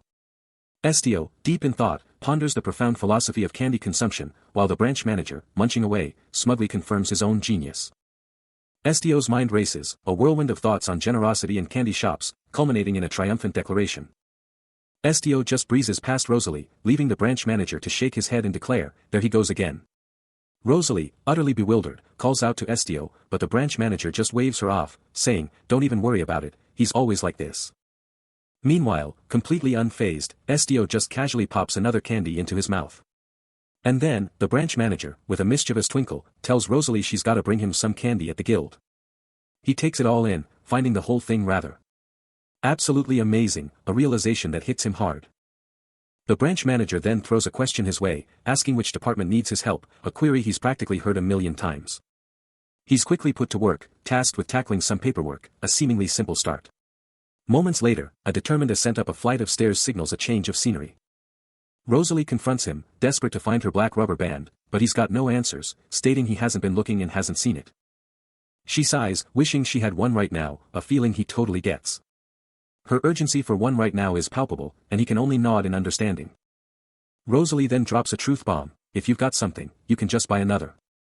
Fresh off his last task, Estio gets hit with more directives, he's gotta hit up the guild stamp, but not before remembering a crucial detail, a black rubber band, and only one set is needed. Oh, and don't forget, while he's out there, he's gotta snag both a black rubber band and a regular one. Suki, meanwhile, is just thinking, seriously, rubber bands? Instructions locked and loaded, Estio gives Rosalie a quick, thanks. Next thing you know, he and Suki are in this massive, epic room, shelves reaching for the sky, packed with who knows what, and their quest is officially on. Ladder spotted. Estio starts climbing, with Suki riding shotgun on his back. Way up high, he shouts, excuse me, trying to get someone's attention in this labyrinth of shelves. He's still on the hunt, grumbling, ugh, where is it? When a voice from above cuts him off, excuse me, I'm kinda swamped here. Up on a shelf, Rosalie's got a victory dance going, holding up her prize, shouting, yes. Found it, then adding, seriously, who'd have thought it'd be way up here? SDO finally makes it up to her, and Rosalie just casually says, oh, hey, you're here. Still perched high on a shelf, she looks down, totally caught off guard to see a customer still hanging around, asking if he was seriously still there. But before he can even open his mouth, a sudden, terrifying sound rips through the air, and the white beast just pops up, its red eyes blazing with an eerie glow. Absolutely petrified by the sudden monster, she lets out a blood-curdling scream, gripping her precious black rubber band for dear life. In a total panic, her foot loses its grip on the edge, and she's sent spiraling down. A sharp gasp rips from her throat, her eyes huge with pure shock as she plunges. But just before she can even think about hitting the floor, SDO zips in with lightning speed, scooping her up right into his arms. Still shaking in his arms, she can barely whisper monster as her eyes lock onto the white beast again. Keeping her safe and sound, SDO's face is all business, totally calm and focused. But for her, the monster threat totally vanishes, replaced by a sudden, overwhelming flush, her cheeks burning bright red as she realizes just how close he's holding her. Still reeling from the close call, Rosalie quickly apologizes, confessing her fear of animals, then awkwardly correcting herself, realizing it was just a pet after all. But SDO, cradling the little black cat, sets her straight, firmly stating, it's not a pet, it's Niju, and insists she gets the name right. Rosalie's face flushes even deeper as she turns away, the awkwardness palpable. Regaining a bit of composure, she looks back at him, inquiring if Niju is his friend. Then, with a shy smile, she finally drops the bombshell, introducing herself as Selly. SDO takes a moment to process this new information, then immediately thinks about buying some hair bands and a unicorn clip. Selly, maintaining her professional demeanor, simply replies with a quiet, sure. With his order placed, SDO turns and walks away from the counter, leaving Selly to her work. The new chapter kicks off with a mysterious figure making their entrance, a voice cutting through the air, just a moment, please. Suddenly, a pink-haired receptionist behind the counter sizes him up, her gaze sharp as she declares, you don't look like a customer. Before she can even finish, a sudden, panicked realization hits her, a sharp, surprised cry bursting out, "Ah." Cool as a cucumber, the man simply points to the ground, stating, you dropped it over there. Quickly, Rosalie dives down, snatching up the item with a triumphant shout, found it. Sitting there, she suddenly looks up, a spark of curiosity in her eyes as she blurts out, wait.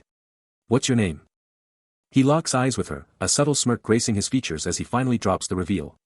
It's SDO. Rosalie, still buzzing from their last chat, asks if he'd be using something before he bails, and SDO's curiosity is instantly piqued by whatever she's holding. She whips out a glowing blue orb, hyping it up as a brand new product she just scored, a crystal ball that can literally read your heart. She's all about the emotions aspect, gushing about how it shows feelings as colors and how totally romantic that is. But then, out of nowhere, he drops a bombshell, he needs it. Rosalie's totally taken aback, wondering what just happened. He just turns away, dropping a cynical truth bomb, who would ever want to read someone else's heart? And just like that, he starts walking away. He finishes his thought, declaring that kind of power the most worthless thing on the planet. Rosalie's left there, totally processing his words, and it hits her, he sounds exactly like someone who's always got his nose in a book. A glowing blue orb, practically humming with power, is cradled in a hand, hinting at new mysteries. Meanwhile, a mysterious figure strides away from a fluffy pink companion, leaving it behind on the path as if on a secret mission. But hold up. SDO and Rosalie are rocking brand new guild uniforms, looking sharp and ready for whatever comes next. And check this out, SDO's already on the job, surrounded by a bunch of adorable, fluffy white puppies, looking like he's found his new calling. The Ignis Guild, a beacon of adventure, stands ready for action. The Gaul-Asia branch manager spots him on the stairs, shouting, "OHESTIO." The manager lays it all out, "It's just AS I thought," he exclaims, then drops the bomb, "From today, you'll be in charge of SDO's special support." SDO's totally confused, asking, "What do I do with special support? I don't understand." With a flourish, the manager hands over a mysterious document, and SDO's ready to dive into his new role. The special support request is revealed, and it's from a 10-year-old named Sarah Fabian, who needs help because her puppy isn't listening to me and she wants someone to please make it a good puppy. A look of utter confusion washes over his face. As the guild manager drones on about this bizarre special support mission. He even admits the details are super vague, and the whole request is just sloppily written. But the bottom line is simple, train a puppy for some kid, and failure is not an option. SDO can't help but wonder if this special support gig is seriously this low tier. But the manager quickly shuts him down, explaining that even if it looks easy, the client status means they absolutely cannot mess this up. A new resolve hardens in Estio's eyes. He won't be tricked by how simple this mission seems.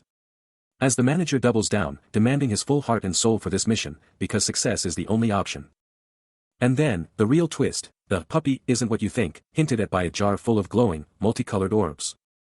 Estio, rocking a fresh new look, finally hit the Ion Guild, ready to dive into whatever wild mission awaited him. This place was huge, a total flex of power and prestige.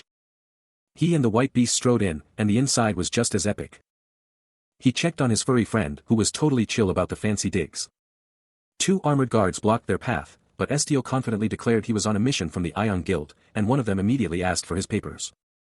After a quick check, the guard just told them to follow along.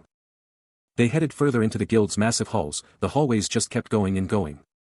Their steps barely made a sound on the fancy red carpet, as they were led to whatever came next. Next to him, the white beast was Alt Woof. Bark.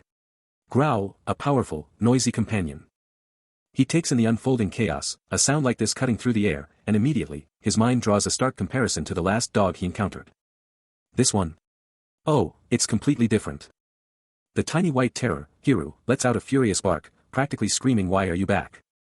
A frantic young girl in a frilly pink dress desperately tries to soothe the enraged pup, calling out his name, but Hiru just snarls back, "Get lost, human."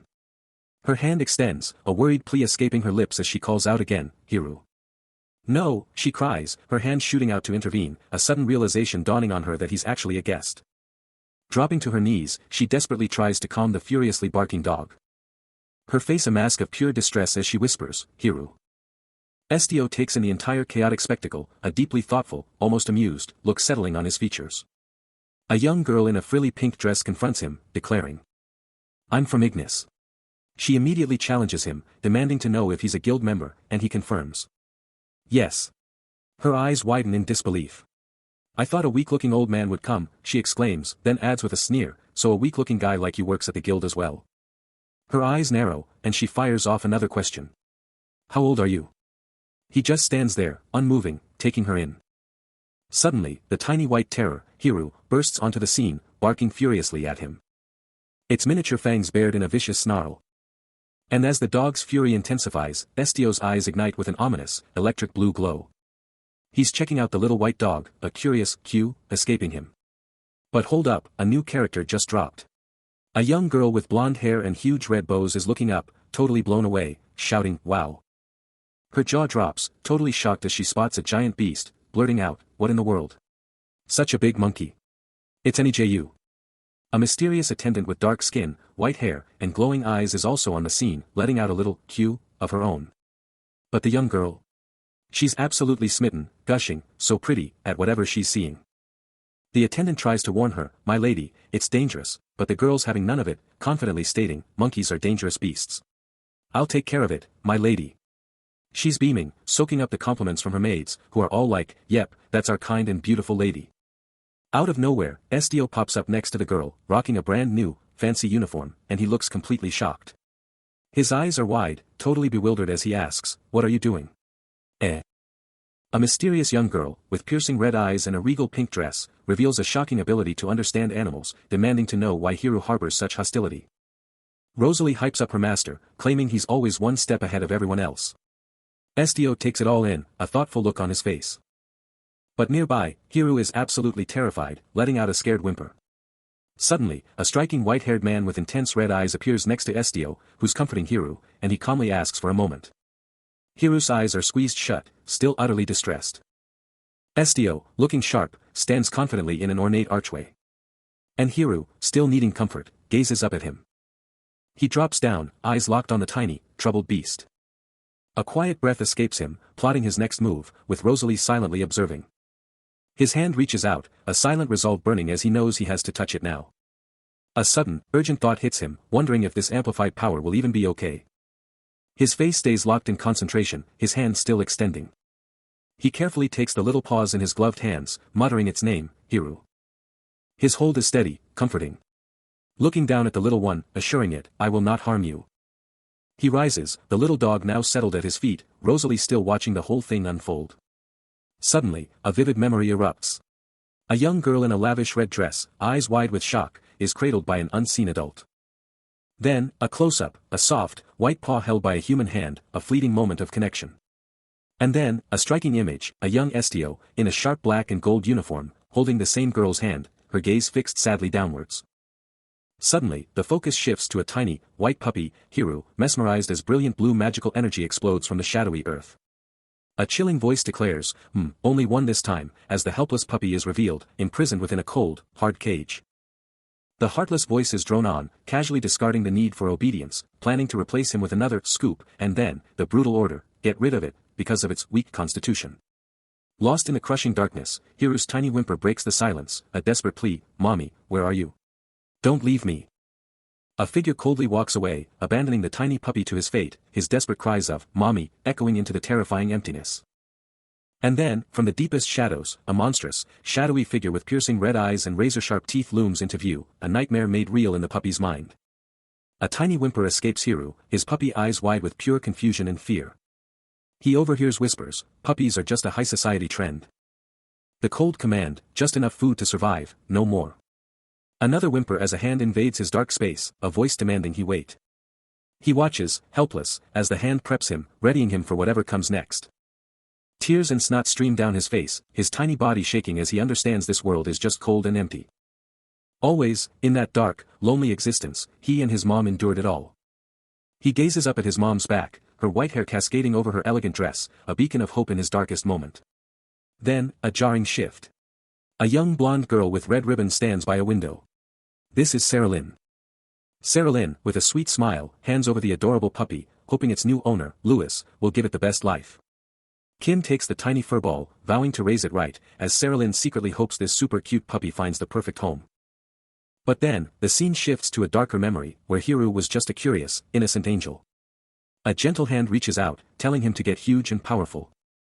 His mommy, White Beast, gazes down with pure love, telling him to stop crying and promising to raise her precious puppy right. She swears to shield him, making sure no one can ever make him feel small, and promises him a magnificent name, fit for a king. Her soothing words keep flowing, promising to make him happy forever and wipe away all his tears. Suddenly, the dream snaps back to reality, zooming in on Kim's super fancy, gold-trimmed uniform. Sarah Lynn stands next to him, holding a bright red ribbon, asking what he thinks, but he's clearly not impressed. Her voice shaking, Sarah Lynn keeps talking about the puppy's struggle. Kim's face is stone, listening hard. He watches Hiru, sleeping soundly, but thinks about the puppy's deep distrust. His eyes are locked on Hiru. While Sarah Lynn's face contorts in pure agony, Kim drops a chilling warning. Those words hit Sarah Lynn hard. Her hand tightens into a furious fist. Sarah Lynn gasps, shocked by his brutal honesty. He's throwing shade, claiming he'd treat Hiru way better, implying Sarah Lynn's just reading up on it, not living it. Strolling through the lavish halls, he drops another bomb, asking if she's ever actually thought about how to ease Hiru's struggles. Sarah Lynn's face just drops, pure shock. She can barely get the words out, asking if Hiru's mom is actually gone. Kim's stare turns ice cold, his eyes flashing with an eerie blue glow, and he just lays out the brutal truth: she was old, sick, and tossed aside for not making more babies. Sarah Lynn is absolutely crushed by his words, just repeating the devastating fact that she was considered useless. Her chin starts to quiver, and you can see her breaking down.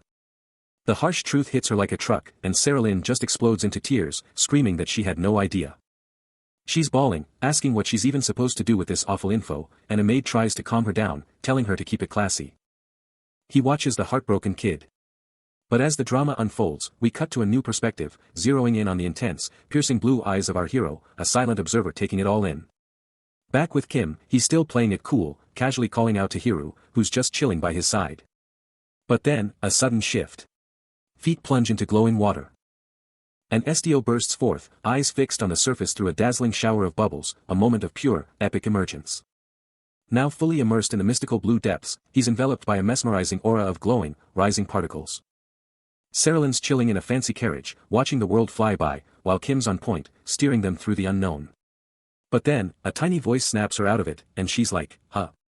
It's Hiru, the adorable fluffball, looking up and calling her, Selly, and Sarah Lynn's just totally caught off guard, like, yep. Hiru then drops the bomb, seriously, this is kinda confusing, but Selly totally loves me, right? Sarah Lynn, looking totally baffled and a little miffed, fires back, wait, you weren't messing with me or hating me? Hiru just stares up, eyes locked on Sarah Lynn with intense focus. Sarah Lynn kneels down, giving a soft, yeah, then asks, Hiru, can I get a hug? Sarah Lynn, submerged in the glowing water, holds Hiru close, a tender moment as she whispers a request, "Just don't lift me up too fast." Her hands, still glistening, reach out to lovingly pet Hiru, who lets out a contented purr. The gentle petting goes on, a pure bond on display. Then, Saralyn carefully lifts Hiru, clutching her tight as they rise from the glowing water. Later, Saralyn glides through a massive, luxurious hall, her loyal attendant right there. The attendant's uniform is flawless, a testament to his unwavering duty. Saralyn, ever the noble, gives a quick "thank you," and the attendant bows respectfully. But her thoughts quickly turn inward, a blush rising as she realizes she'd been completely oblivious to her own incredible power, the Song Guild's blessing, until now. Hiru was practically screaming the truth, but she just couldn't see it. Her father, with a serious gaze, validates her feelings, confirming she was absolutely right. Clutching Hiru tight, she declares with conviction that the real fools were the ones who sold him. A flicker of insight crosses her face, a new truth dawning. He clarifies that Hiru just didn't get it, totally unused to her unique brand of affection. A brilliant, heartwarming smile lights up her entire being. A gleaming guild coin is presented.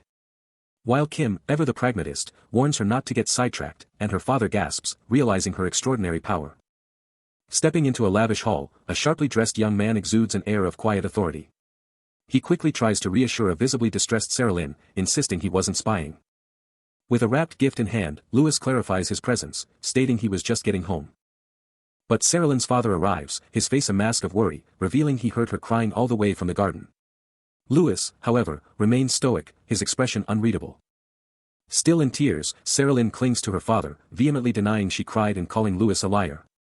Her father, however, gently corrects her, pointing out that even her older brother heard her and was worried, then playfully adds that she's still quite strong. He then playfully scolds her for being too loud, reminding her they have guests. Saralyn continues to cry, but her father gently pats her head, offering a moment of tender comfort. Saralyn, the special support officer from Isness, confirms her identity to the young man before him, who then demands to know the nature of her powers. She reiterates her position, a special support officer of Isness, leaving no room for doubt. Her father watches the exchange. The young man presses on, declaring her monster-repelling power extraordinary, and demands to know its secrets.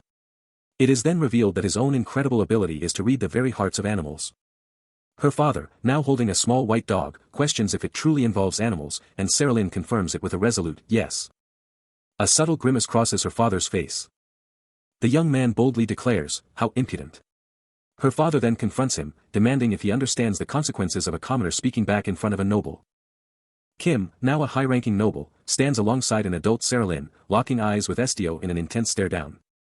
He presses Estio, demanding to know the true definition of a soul versus sentience, and how he dares to classify monster humans within his animal kingdom. Estio's gaze drops, his face etched with deep concern as the implications sink in. Kim's voice cuts through the silence, declaring that if Estio's power is just reading hearts, it's utterly useless, a mere party trick. Saralyn, unfazed, calmly holds Hiru, watching the scene unfold. The air in the lavish chamber crackles with unspoken pressure. Estio, refusing to let his ability be trivialized, shouts his defiance. Kim and Saralyn remain stone-faced, their gazes unwavering. Kim's voice drops to a menacing tone, delivering a cold truth: the world is far more complex and dangerous than Estio could ever imagine. Kim stands there, a silent judge, his gaze piercing Estio as the tension ratchets up. Estio's eyes, wide and uncertain, betray his inner turmoil. Saralyn, a silent observer, takes it all in from the sidelines. Then, a chilling word rings out: monster. Hitting Estio with the full force of its implication. He just stands there, trapped in this high-stakes game. Kim's voice slices through the quiet, acknowledging Estio's insane ability to read hearts, calling it fascinating. He goes on, admitting he's seen countless power users and heard endless stories, but Estio is on another level. But then, in a shocking move, Kim grabs Estio's arm, his tone turning ice-cold as he implies Estio's power suggests something deeper, demanding if he even understands what's happening. Estio's face twists in pure agony, crushed by Kim's intense pressure. He then strides with Saralyn, who looks absolutely distraught, doubling down on his belief that this singular destiny is out there, waiting. His hand tenderly encloses her tiny one, a quiet gesture amidst her obvious turmoil. Elsewhere, the Gaulesia branch manager, beaming with a friendly smile, drops a bombshell on Estio: a guild request is incoming. And Estio's face? Pure shock. Then, Kim himself steps into the scene, his arrival amplifying the manager's declaration, as the guild request is officially confirmed to be on its way. Business concluded, Kim and Saralyn make their exit, the manager observing their departure as Saralyn throws one last anxious look over her shoulder. Kim's face, a stoic masterpiece, betrays absolutely nothing, just pure, unwavering resolve. Sarah Lynn, on the other hand, is a picture of pure anguish, her tiny face a canvas of worry. As they continue their retreat, Sarah Lynn's eyes remain fixed on what they're leaving behind, her anxiety practically radiating. The young woman in red is totally shocked to finally learn Estio's name, kicking herself for almost sending him away without even knowing it. Strolling through the opulent hall, she's still gushing with thanks, but he just gives a super chill, yeah, sure, in response. A little, escapes her, clearly deep in thought. She spins around to face him, asking if his insane power literally has no boundaries. Estio, ever the cool one, just shrugs, saying he can't read everything, but tells her not to sweat it. Still giving him the side-eye, Sarah Lynn pushes back, are you sure? You're really gonna read everything? Out of nowhere, her father storms in, yanking Sarah Lynn's arm and absolutely rages at Estio to get out of their house. Sarah Lynn lets out a shocked gasp. With a face like thunder, her father doubles down, screaming at Estio to get out now. His voice cutting like a knife, Sarah Lynn's father unleashes a furious interrogation about Estio's presence, only for Sarah Lynn to instantly jump to his defense, shouting about how he helped her and Hiru. Brushing off her desperate plea, he roars her name, reminding her that bastard is bound to obey her elder brother, but Sarah Lynn, absolutely livid, unleashes a defiant scream, I hate you, brother. The air crackles with raw emotion, a chilling silence descending as the door groans shut. Later, as the sky bleeds into a fiery sunset, the colossal mansion looms, a silent titan against the horizon. Outside, Sarah Lynn's father stands, his gaze fixed on the fiery horizon, the colossal white beast a silent, imposing guardian at his side. As the sky bleeds into twilight, a chilling thought pierces his mind, monster. The white beast's massive, clawed hand rests with an unsettling gentleness, its sheer power a stark, silent counterpoint to the tranquil evening. He stands unmoving, a lone silhouette against the dying light, his back to the world, consumed by his thoughts. Estio looks up, a silent gulp betraying his thoughts. His eyes then drop to Hiru, who stares back with an unnerving intensity. The mansion looms in the distance, bathed in the fiery hues of sunset. Suddenly, Estio's hand shoots out, as if grasping at the very air itself. His gaze remains locked skyward, hand still reaching. He presses onward, a deep contemplation etched on his features. And then, a small, luminous orb materializes in his palm, pulsing with soft light. With a decisive turn, he walks away. Hiru observes his departure, musing that humans are truly bizarre. Estio gazes down at his furry friend, a question about Niju hanging in the air. His thoughts still fixated on what Niju could be up to. But Hiru's just chilling, totally content because Estio's happy when he reads his mind, and he just gets Hiru's thoughts without a single word. Estio's hand comes down for a soft pat, and Hiru's like, yeah, this is probably why everyone else hates him. Still by Estio's side. Hiru's just thinking about how weird humans are, and why they're always acting so strange. But even with all their quirks, he decides Estio isn't scary in the slightest. Actually, he's way more considerate than most people, and just super kind-hearted. Later, they're just chilling on a bench, watching the busy crowd below. A rapid-fire montage of faces and moments, a whirlwind of memories and lingering questions. A hand extends, and a chilling realization hits, the real terror isn't what people think. It's the fear they project, the way they brand someone a monster. A guttural growl rips through the air as the white beast's red eyes burn, a terrifying vision of the monster itself. Estio kneels, offering a calming presence, declaring he couldn't care less about those judgments, finding peace in this very moment, a stark contrast to being trapped in that attic. Later, Estio's by a window, staring out, a calm washes over him, thinking about their incredible journey together. Estio and Hiru, side by side, take in the distant cityscape, their connection forged in fire and understanding, stronger than ever. He's tapped into something deep, a raw, electric feeling that makes him feel more alive than ever before. Dropping to his knees, he pulls the massive white beast into a tender hug, a powerful, unspoken bond on full display. But even as he moves, his hand is clutching something vital, a small, pulsating red gem, its power barely contained. Each step lands with a determined thud, propelling him onward. He presses on, his silhouette disappearing into the entrance, heading straight for his destination. Down the creaking wooden stairs he goes, the determined young man leading the charge, his loyal white companion right on his heels. But his journey isn't over yet. A beaming man and a cheerful young girl are there to greet him, a heartfelt reunion in the making. The man's grin is infectious, shouting out his unwavering belief in the hero's triumph, as the girl excitedly chimes in with her congratulations on his epic return from the guild. Nobles usually have zero dexterity, right? But he was way faster than she thought. Back at the guild, the manager and a totally transformed Sarah Lynn, now with pink hair, are hyped to see him, shouting out their congratulations. He just stands there, looking totally chill and collected. His eyes are locked, ready for anything the world throws at him. Even the white beast is still right there, chilling by his side, his loyal, furry backup. Then, boom. He gets hit with a brand new mission, an Ignis Guild special support request, and it sounds super important. The mission's timestamp. The 15th day of the year of the Red Poseidon, so he knows exactly when this whole thing went down. The mission's target, the Jefferson Company, once the biggest gene empire in the city, but it just mysteriously shut down, and now everyone else is swooping in to grab their market share. His main goal, track down Thompson, the company's big boss, and figure out what the heck really happened. SDO was locked in, scrutinizing the mission brief, and the first thing that caught his eye. A sweet gold coin for crushing the first objective. A gleaming coin flashed in his mind's eye. Then, boom, 3 more coins if he nailed the second objective too. The mission was clear: find out why the Jefferson Company imploded, track down the elusive Mr. Thompson, and if he was feeling extra spicy, dig up their hidden secrets. Back at the guild, Sarah Lynn was showering Niju with pets, who was chilling like a boss on the table, with the guild manager just soaking in the wholesome vibes. Mission accepted, SDO was ready to roll. Niju, his loyal sidekick, was already on the leash, hyped to go, as SDO declared, "Let's go." But just as they were making their exit, Sarah Lynn's voice cut through the air, a surprised, "AH. SDO." The guild manager and Sarah Lynn waved them off, the manager dropping a chill, "Stay safe," but Sarah Lynn was full-on emotional with an "Oh my," and a super relieved, "I'm so glad you're back. I was so worried." Her raw emotion totally caught SDO off guard, painting a faint blush across his face as he kept moving. Before heading out, SDO shares a tender moment with Niju, who gives a soft cue. He promises her he'll be back, ready to face whatever comes next.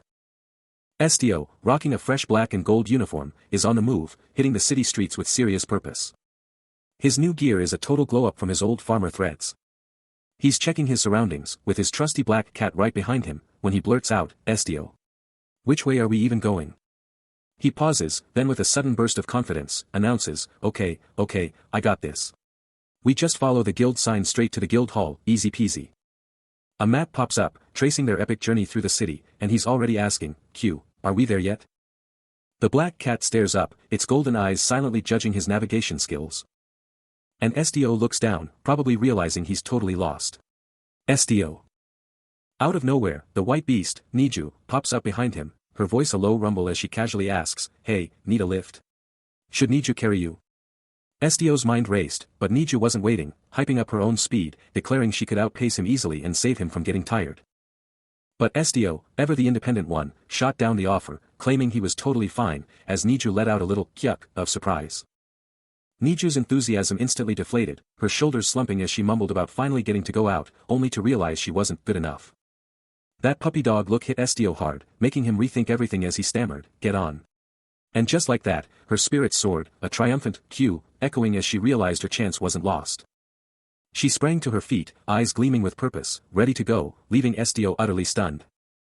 No time for second thoughts. Niju snatched him up and absolutely blasted through the city, a white streak of pure speed. The scenery became a blur, as she hit top speed, leaving everything else in the dust.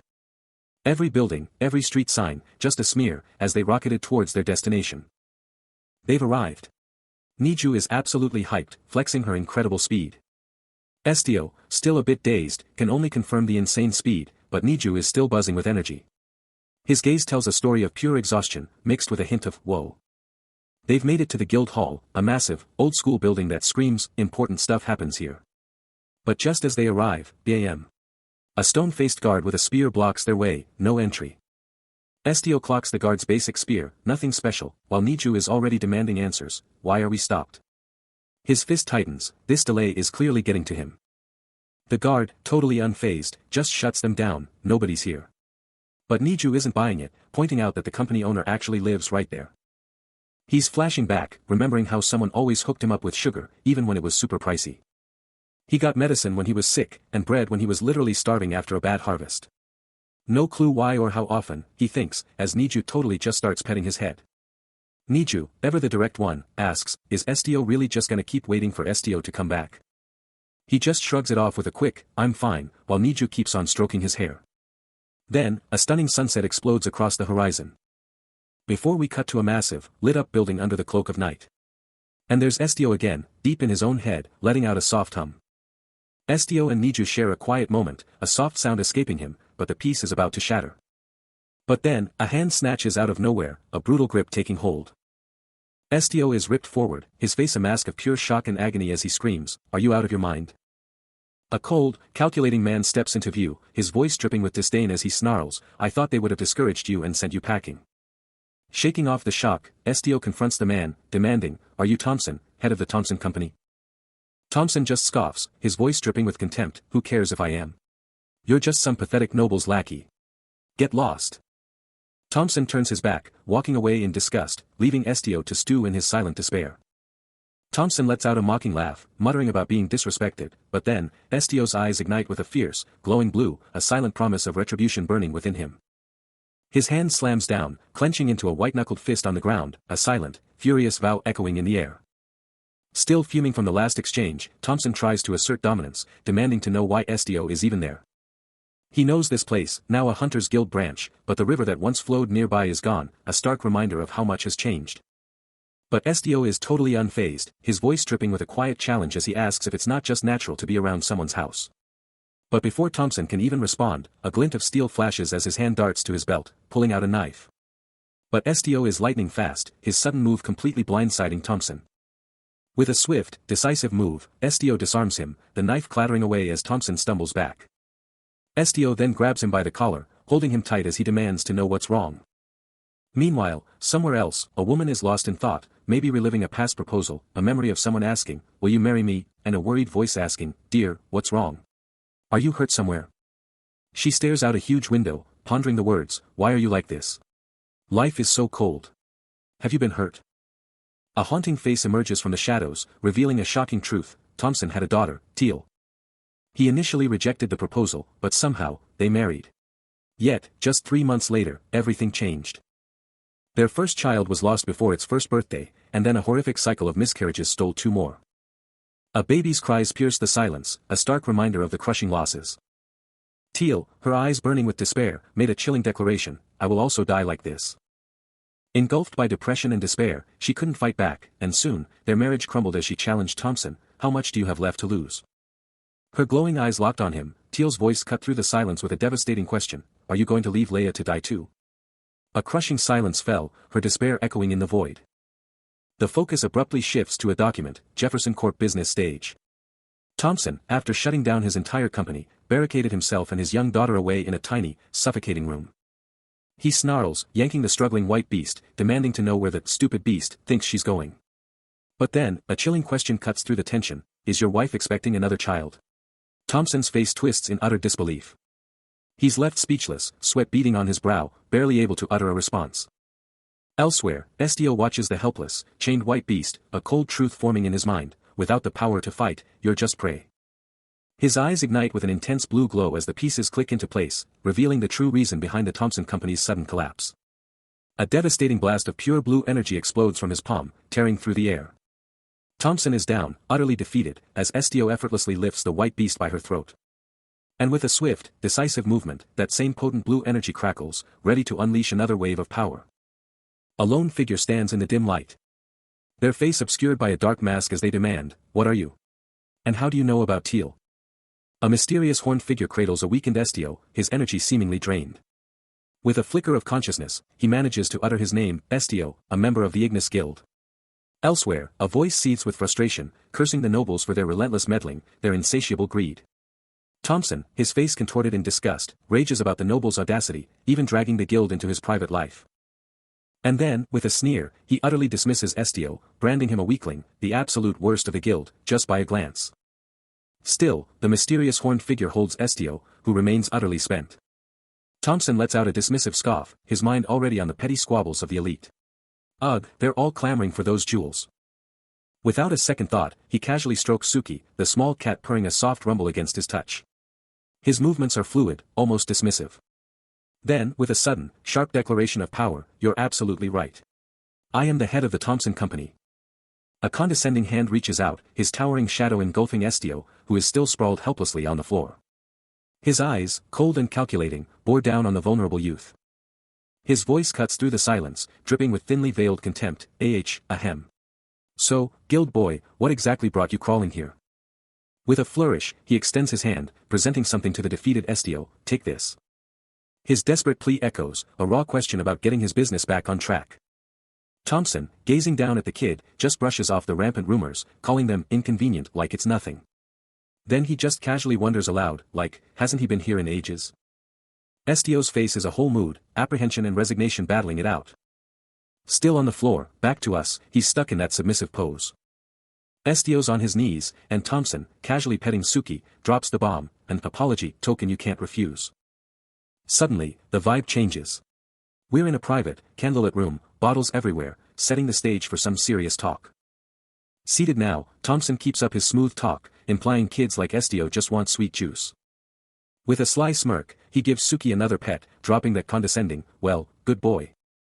Thompson wasn't done with his lecture, laying into Estio about his worldly wisdom deficiencies. He laid out the rules, match the mood, take the initiative, make a request, do something. Then, with a cutting tone, he asked if Estio had any requests, any kind of relationship with him at all. Estio, head bowed, could only muster a quiet confirmation, he was right. Thompson's hand moved, a silent threat hanging over Estio's head. Estio, defeated, could only whisper, I'm sorry. But Thompson wasn't having it, scoffing that being well-behaved for a farmer's son meant nothing to him, ending with a sharp tsk of disdain. Then, turning his back, he coldly declared that no matter what, he wasn't opening up their relationship anytime soon. Estio's face crumpled, a single, pained phrase escaping his lips, is that so? But just as he reached the door, Thompson paused, turning back with a smirk to throw one last challenge at Estio, aren't you gonna ask why? Thompson, still on his power trip, calls out Estio for not focusing on business, totally judging his lack of interest. And just like that, he's offering a drink, smooth as ever. His eyes lock onto Estio, making it clear who he's talking to. Estio, always the obedient one, brings over the drink. Suddenly, Thompson bursts into a huge laugh, totally owning the room with his booming voice. Then, looking at Estio, who's got Suki chilling on his shoulder, Thompson drops a line about how funny he is. Thompson's whole vibe changes as he talks about his wife, Teal, and their daughter, swearing he'd literally give the world for them. He grabs the glass from Estio's tray, and you hear that little clink. But then, his whole mood shifts, getting super serious as he drops the bombshell about his wife's health getting worse since last year, and how their daughter's death totally crushed her, taking away her smile forever. He reaches out, his voice desperate, dear, don't do this. Let's go outside for once. But she recoils, a silent scream of agony on her face as he shouts, dear. He tried to drag her out before, but she wouldn't move, thankfully. Now, he's alone at the table, the liquor bottle his only company, as he whispers, Teal would rather die. His hand shakes as he reaches for a glass. A choked sound escaping him, ha. He completely breaks down, sobbing, ha ha ha. Ha. Ugh. Hook. Witnessing the raw grief, Estio's eyes snap open in disbelief, no way. He clenches his fist, a sudden, shocking thought hitting him, did my ability activate without me knowing? He slams back another drink, a bitter confession escaping his lips, I just wanted to drown my sorrows and get some sleep, but now I'm even thirstier. Empty bottles litter the table, a stark testament to his spiraling despair. Just then, Estio steps forward, a determined glint in his eye, cutting through the tension. Look, I heard what happened. I'm sorry. But I haven't given up. I've been busting my butt, redesigning my business, searching for new products. His conviction is undeniable. He presses on, a bold proposition forming on his lips. What if? Thompson dismisses him with a turn of his back, but Estio isn't deterred. His resolve unwavering. And delivers his game-changing question.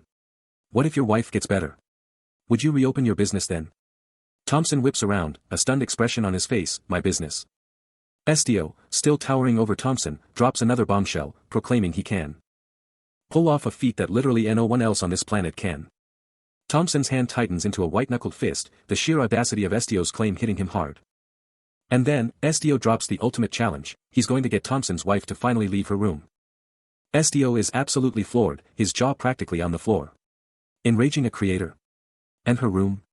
This is beyond wild. He whips his head around, his face a total question mark, utterly baffled about how anyone could even pull that off. His mouth drops open, a silent whoa escaping him as the sheer magnitude of it all hits him like a truck. And then, she's just there, a woman with long, flowing white hair and a pristine white dress. Her elegant form just keeps going. Her presence absolutely demanding attention. She looks down at Estio, who's now just standing there, a silent question hanging heavy in the air between them. He declares, a powerful purple aura flaring around his head, that this is the incredible ability he possesses. The raw energy intensifies around his neck.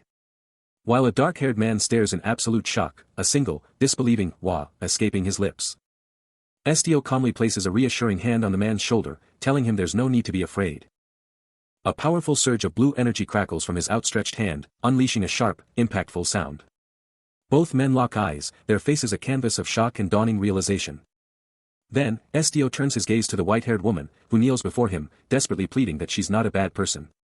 But her eyes, they burn with an ominous, glowing red, hinting at a terrifying power beneath her plea. Estio's face contorts in a fresh wave of shock, a sharp gasp escaping him. He surveys the desolate ruins, a heavy silence amplifying every step. Later, chillingly. A stark, chilling image of blood-soaked ground flashes through his mind. His face contorting with a profound, unsettling concern. Then, as if summoned by his very thoughts. Meanwhile, in a stark contrast, a newly attired Char Estio confronts Char unnamed woman A, who kneels in supplication, as he coolly asks if she expects him to handle it. With a surge of determination, he reaches out, firmly grasping the enigmatic, glowing hand. A tense silence hangs in the air, broken only by the rhythmic thud of approaching footsteps. Each step drawing closer to a mysterious, shadowed doorway. The anticipation building with every echoing sound. Finally, a figure halts, their dark boots planted firmly before the entrance. While within, Estio remains perfectly composed, his loyal companion Suki resting peacefully beside him. The man outside lifts his hand, a silent signal before the impending interaction. Delivering 2 sharp, decisive knocks. His voice cuts through the quiet, declaring, "We have a guest." With a soft hiss, the door glides open, revealing Estio, poised and ready. A hand grips the doorknob, a soft click echoing as it turns. The door creaks open, and a man cautiously peeks into the room. Inside, a hand reaches out, as a woman's ragged breathing cuts through the quiet. Teal, slumped in a rocking chair, her face pale, eyes blazing with an eerie red glow. Her gaze, distant, lost in thought, she offers no response. The man steps into the doorway, his expression a complete blank. The door creaks softly, left slightly ajar. He turns from her, moving to a nearby window, and asks, "Aren't you cold?" His brow furrows, a silent worry etched onto his face. He extends a hand, a silent plea reaching out to her. His fingers gently intertwine with hers, a fragile bridge between them. But the contact sends a chill through him, confirming his worst fears as he whispers, "Your hands are ice cold." His eyes bore into her, a silent question in his worried expression, but she remains distant, her gaze fixed elsewhere, trapped in her own despair. A silent plea for her to break free from her torment twists his features, his face a mask of anguish. But the connection shatters as her hand recoils, a desperate retreat. She clutches her head, a silent scream of agony trapped within, her torment radiating outwards. Tears stream from her eyes, still burning with that ominous red glow, a stark testament to her suffering. Her eyelids finally surrender, unable to hold back the torrent of grief, as tears cascade down her face. She's still, too still, and the silence in the room is absolutely crushing. He watches them, both women trapped in their own personal hells, and the tension is unbearable. He's thinking, calculating, how much more can he push? How much power can he unleash? With Suki in his arms, he remembers a time when he didn't have to hold back. His eyes lock back on them, their pain screaming without a sound. But this time, he decides, he's going all in, no holding back. Then, a dark, swirling vortex erupts from his hand, pure power manifesting. The vortex screams, a terrifying surge of raw energy. His face is set, a fierce resolve burning as the power explodes. He finally lets loose, unleashing a torrent of dark, swirling energy that rips through the air, making Teal and the woman recoil in sheer terror. The ominous power explodes outward, consuming everything in its path. A monstrous growl reverberates as the dark energy twists and writhes with untamed fury. But the sheer force is too much, even for him. He clutches his chest, a choked gasp tearing from his throat. His eyes are wide with a mix of pain and disbelief, the raw power threatening to overwhelm him. Meanwhile, Estio is absolutely stunned, hands flying to his chest, utterly bewildered by the terrifying spectacle unfolding before him. Suddenly, the air itself warps, and dark, swirling particles erupt into existence. Forming an ominous, swirling cloud that rips through the forest canopy. "What in the world is this?" Estio exclaims. As he and his companion stand frozen amidst the trees, the black cat Suki clinging close. A deep, unsettling hum vibrates through the very ground, reverberating through every single leaf. "Suki," his companion shouts, eyes wide, staring at the cat. Before their eyes snap to a wooden barrel, impossibly overflowing with shimmering, golden grain, that has just materialized in the clearing. The forest buzzes with cicadas, an axe abandoned in a stump. A tense creak echoes as a hand clenches. While Estio and his companion trudge through the village path. A foot lands with a soft thud. And Estio grumbles about being stuck with fieldwork today. All he wanted was a day off. Suddenly, a woman is caught off guard, her expression one of pure shock. A man stares, utterly stunned, shouting, "Teal." She gazes at herself, bewildered by her current state, wondering how any of this is possible. He's trying to deny it, but Thompson isn't having it, dropping the bombshell that these are totally Teal's memories. Estio's heart aches, wishing she could have just lived a chill, 80-year life with him. Flashback. A solitary figure trudges into a dark forest. And a thought hits her, she's Teal, the one everyone called God's failed child. Even with everything against her, she declared, "I'm not dying like this." She had nothing, but her sheer will kept her going. Totally alone, she realized, the only one I can count on is me. Her hands, tough and ready. Toiled endlessly in the fields, she was a one-woman show, supporting herself. Every swing of her tool, pure grit. Even in her darkest days, she recalls the simple gifts, medicine when she was sick, bread when famine struck. Small mercies in a harsh world. But her truest ally was her cat, a creature of pure will. Its loyalty was a mystery, its presence a whim. The cat simply did as it pleased, a wild spirit by her side. Then, a new chapter began. A voice pierced the quiet, shouting, "Teal. Teal. I've got firewood. Teal. And edible grass too." Two boys emerged, one with firewood, the other with forage, their grins wide as they teased, "How about you some cute boys?" One boy offered a delicate flower, his voice soft as he urged, "Teal, a gift. Come closer. Like this?" With a gentle tug, he drew her in, there. In that instant, her world shifted, a profound emotion taking root, and then, she fell in love. Time passed, and the scene shifts to one of the boys, now a young man, toiling in the fields, his name echoing across the land, Juan. A warm smile graces his face, a testament to a life lived. A voice rips through the past, calling out to Teal. Back to a time when her smile was as bright as the sun, lost in endless fields. She stands with Juan, a young man who shared her entire world, their bond a silent strength against all odds. But the brutal truth of their existence, the soul-crushing grip of poverty, mercilessly snuffed out every single spark of hope, dragging them into an endless abyss. Just like the dust that coated everything, poverty had become an unshakable part of her soul, a relentless shadow haunting her every thought. Later, in the hushed silence of a tiny room, she hears the question that shatters her world: Juan has asked for her hand. She's stunned, wondering how he found out, remembering the smooth talker who'd promised her sister the world, dinners, new dresses, 3 times over, a brutal reminder of their own crushing poverty. But even with the proposal, a crushing truth hangs over her heart: they had already decided to go their separate ways. She admits her fear, her inability to marry him, knowing she has to leave to save them both from a future of relentless hardship. The decision, a gut-wrenching blow, utterly destroys their shared future, leaving nothing but shattered fragments of a dream. And just like that, Teal was on her own, forging a new path. Her journey led her through the quaint, bustling streets of a new town. But her mind was already racing, focused on the 5 crucial deliveries she still had to complete. Every second counted, she mentally calculated her route, convinced she could beat the sunset if she just powered through lunch. It was a familiar, grinding sacrifice, all to ensure her meager earnings would somehow stretch through the month. But her calculations were shattered as a man suddenly, violently, collapsed right in front of her.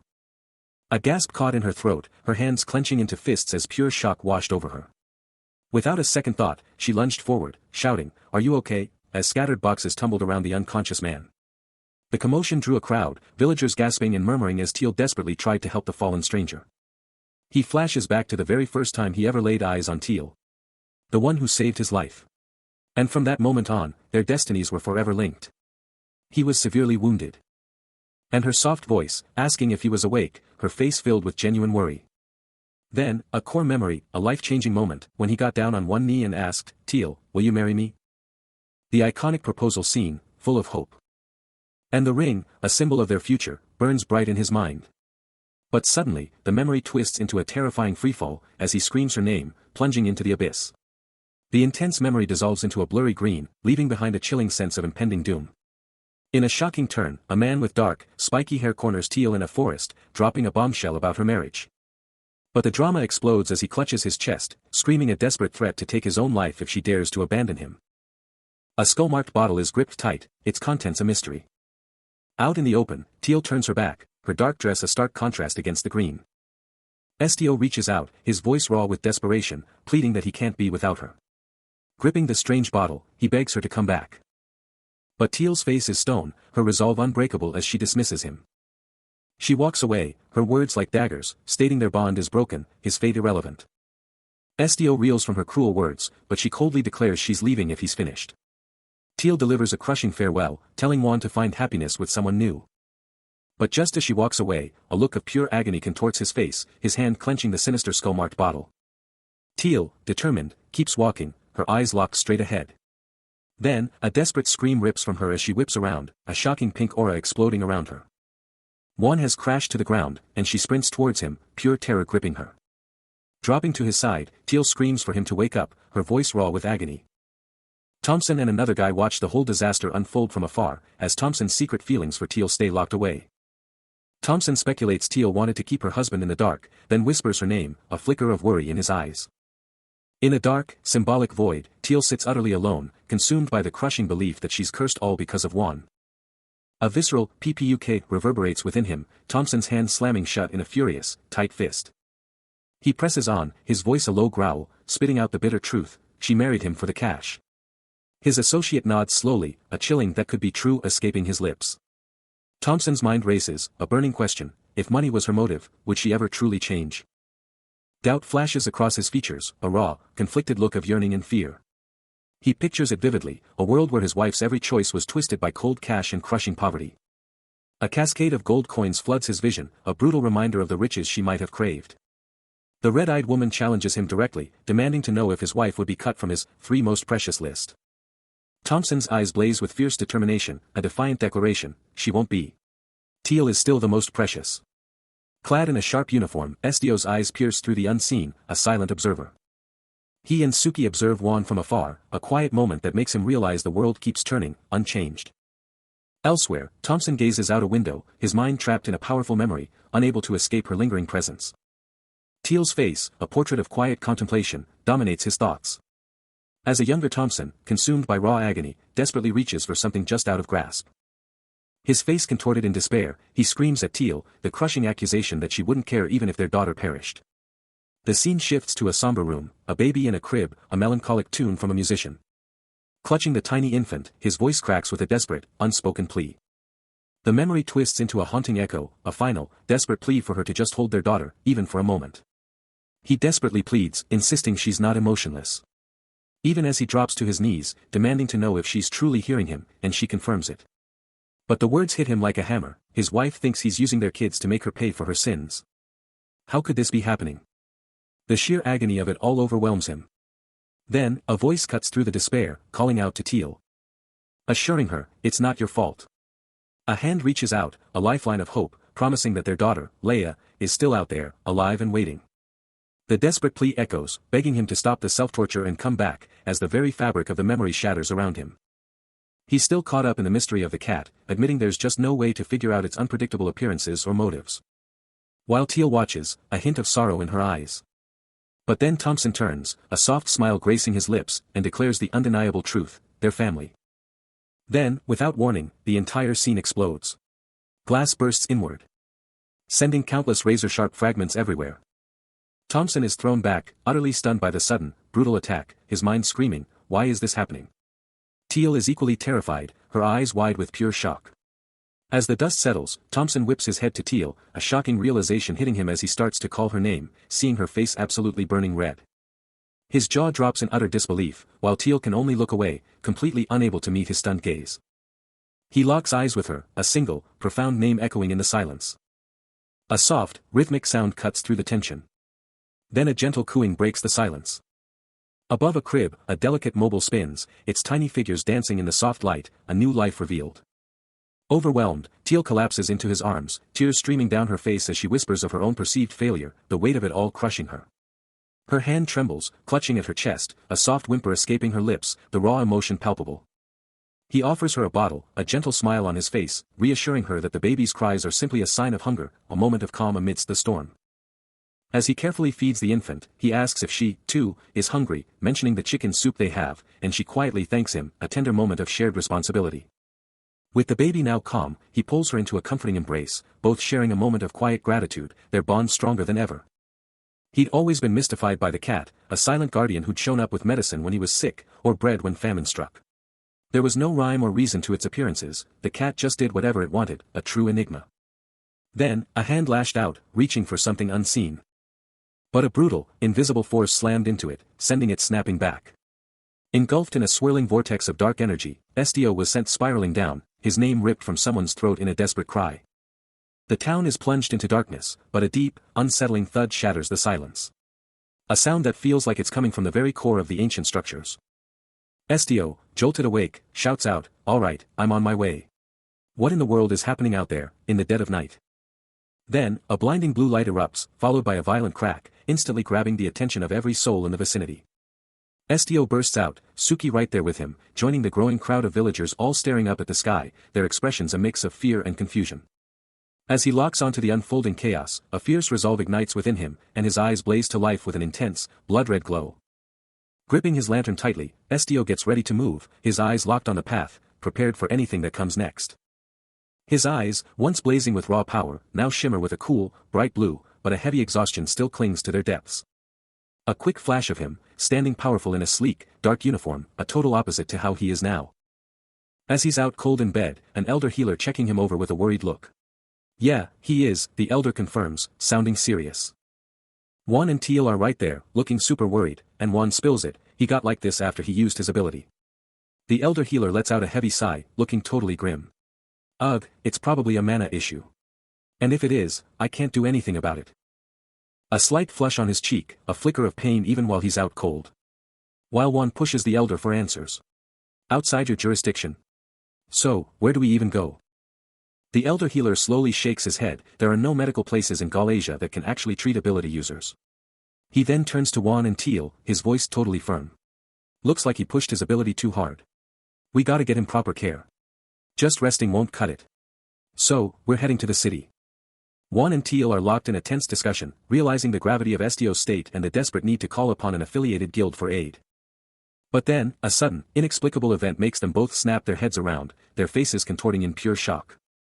Meanwhile, a mysterious, white-furred creature, with dark fur on its face and hands, lurks in the shadows, its gaze sharp and calculating. Juan's eyes are wide with a silent, unspoken question, as Teal's face tightens with mounting worry. Then, as a hand reaches out to pet the creature, a voice cuts through the silence, leaving everyone stunned and questioning the source of the mysterious words. The creature's dark, clawed hand remains perfectly still, a silent enigma after its shocking utterance. But the real crisis remains, Estio is still slumped on the ground, his pain palpable and his condition critical. Juan's jaw drops, his eyes bulging in utter disbelief, barely able to stammer out a question about the impossible voice. The shock on his face is undeniable, yet the creature next to Estio simply lets out a knowing, almost exasperated sigh.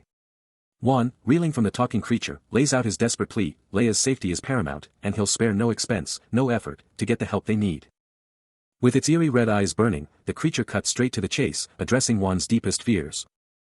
Juan's jaw practically drops, his mind racing, trying to comprehend the creature's shocking offer, while Teal watches on, stunned.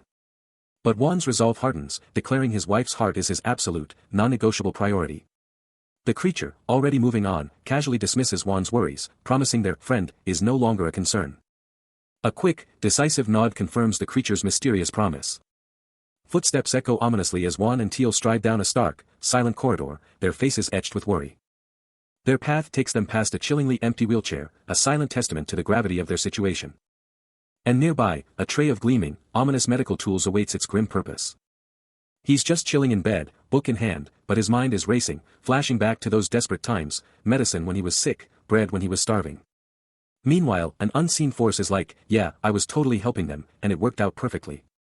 Flashback.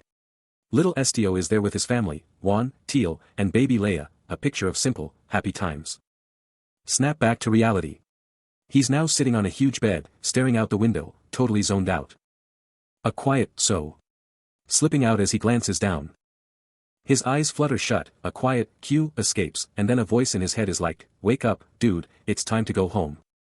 Outside, the sky is doing a whole mood change, from dark to this super soft, dreamy light. And boom, there's a massive city spread out beneath it. With all that light pouring into some fancy room through a huge window. Just as Estio's eyes burst open, filled with a sudden, intense panic. He's finally waking up in this super fancy bed, a soft hum escaping him as consciousness returns. Sitting up, he stretches out, the sounds of his body echoing in the massive, lavish room. His eyes are unfocused, lost in thought about where he is now. And there's the massive, white creature, just watching him from the bedside, totally focused. He reaches out, a tender moment as he gently strokes the creature's head. He's on his feet now, looking down at the creature, as Thompson, kneeling, presses him hard about not sharing info, demanding to know if his decision is really final. Estio's face turns serious, stating firmly that 2 days of lying around is more than enough. He and the creature are out of there, walking away from the huge building, leaving tracks in the soft earth, vanishing into the thick mist. The massive, fancy building just stands there, silent, its grandeur now a thing of the past for them. The scene opens on a bustling street, a grand building with red doors and a prominent sign dominating the urban landscape. Inside, a desk is absolutely covered in papers and a few gold coins, hinting at some serious financial drama or recent dealings. Thompson, his face totally stressed, throws his hands up in pure exasperation, clearly overwhelmed by some massive, unseen burden. He's sitting across from Estio, who stands cool and collected before the desk, Thompson's voice practically screaming in disbelief, "Is that so?" Estio just calmly confirms, "It is." As Thompson leans in, his expression super intense, "So you mean, you don't know anything about the cat either?" Estio's gaze drops, a single, loaded word escaping his lips, "Rumors." He's arrived. A massive, luxurious mansion looms ahead, a total upgrade from his old village. He walks right into the lavish interior, his mind already on the big meeting. Viscount Farine awaits. A guard inside gives him the nod, telling him to head on in. Up the massive staircase he goes, guard right on his heels, every step a power move. Looking down, the floor's wild patterns stretch out, as he climbs higher, ready for whatever's next. Suddenly, a fluffy white blur with a red collar bursts into action, tearing through the mansion's lavish interior. Its little paws hit the ground with a soft thud, charging straight for someone. With an excited yelp, it practically screams, "Estio. Long time no see." Estio, now in some seriously sharp formal wear, drops to a knee with a huge grin, shouting, "Hiru." Hiru practically cannonballs into his arms, but then a sassy voice cuts in, "Do you like me more than me?" It's a young girl, rocking blonde pigtails with massive red bows and a fancy pink dress, her purple eyes sparkling with playful mischief as she observes the scene. Hiru, not one to back down, barks back with full force, "Woof." Estio, now on his feet, just sighs and gives the girl a defeated look, grumbling, "Ugh, seriously, I can never win against her." Completely ignoring his grumbling, the girl locks eyes with him, demanding, "So what are you here for?" A mysterious letter appears, a direct call from her dad. The girl from earlier pops up, super excited to see him, then immediately asks how he's holding up. He just stares, totally confused. She playfully taunts him, asking if he's shocked by her incredible power, her eyes locked on his. She gets right up in his face, a wicked grin spreading, asking if he's not terrified of her mind-reading powers. But Estio? He's totally chill, shaking his head like it's no big deal. With Hiru joining the crew, he keeps his cool against the girl, who's still got that playful but super intense vibe going on.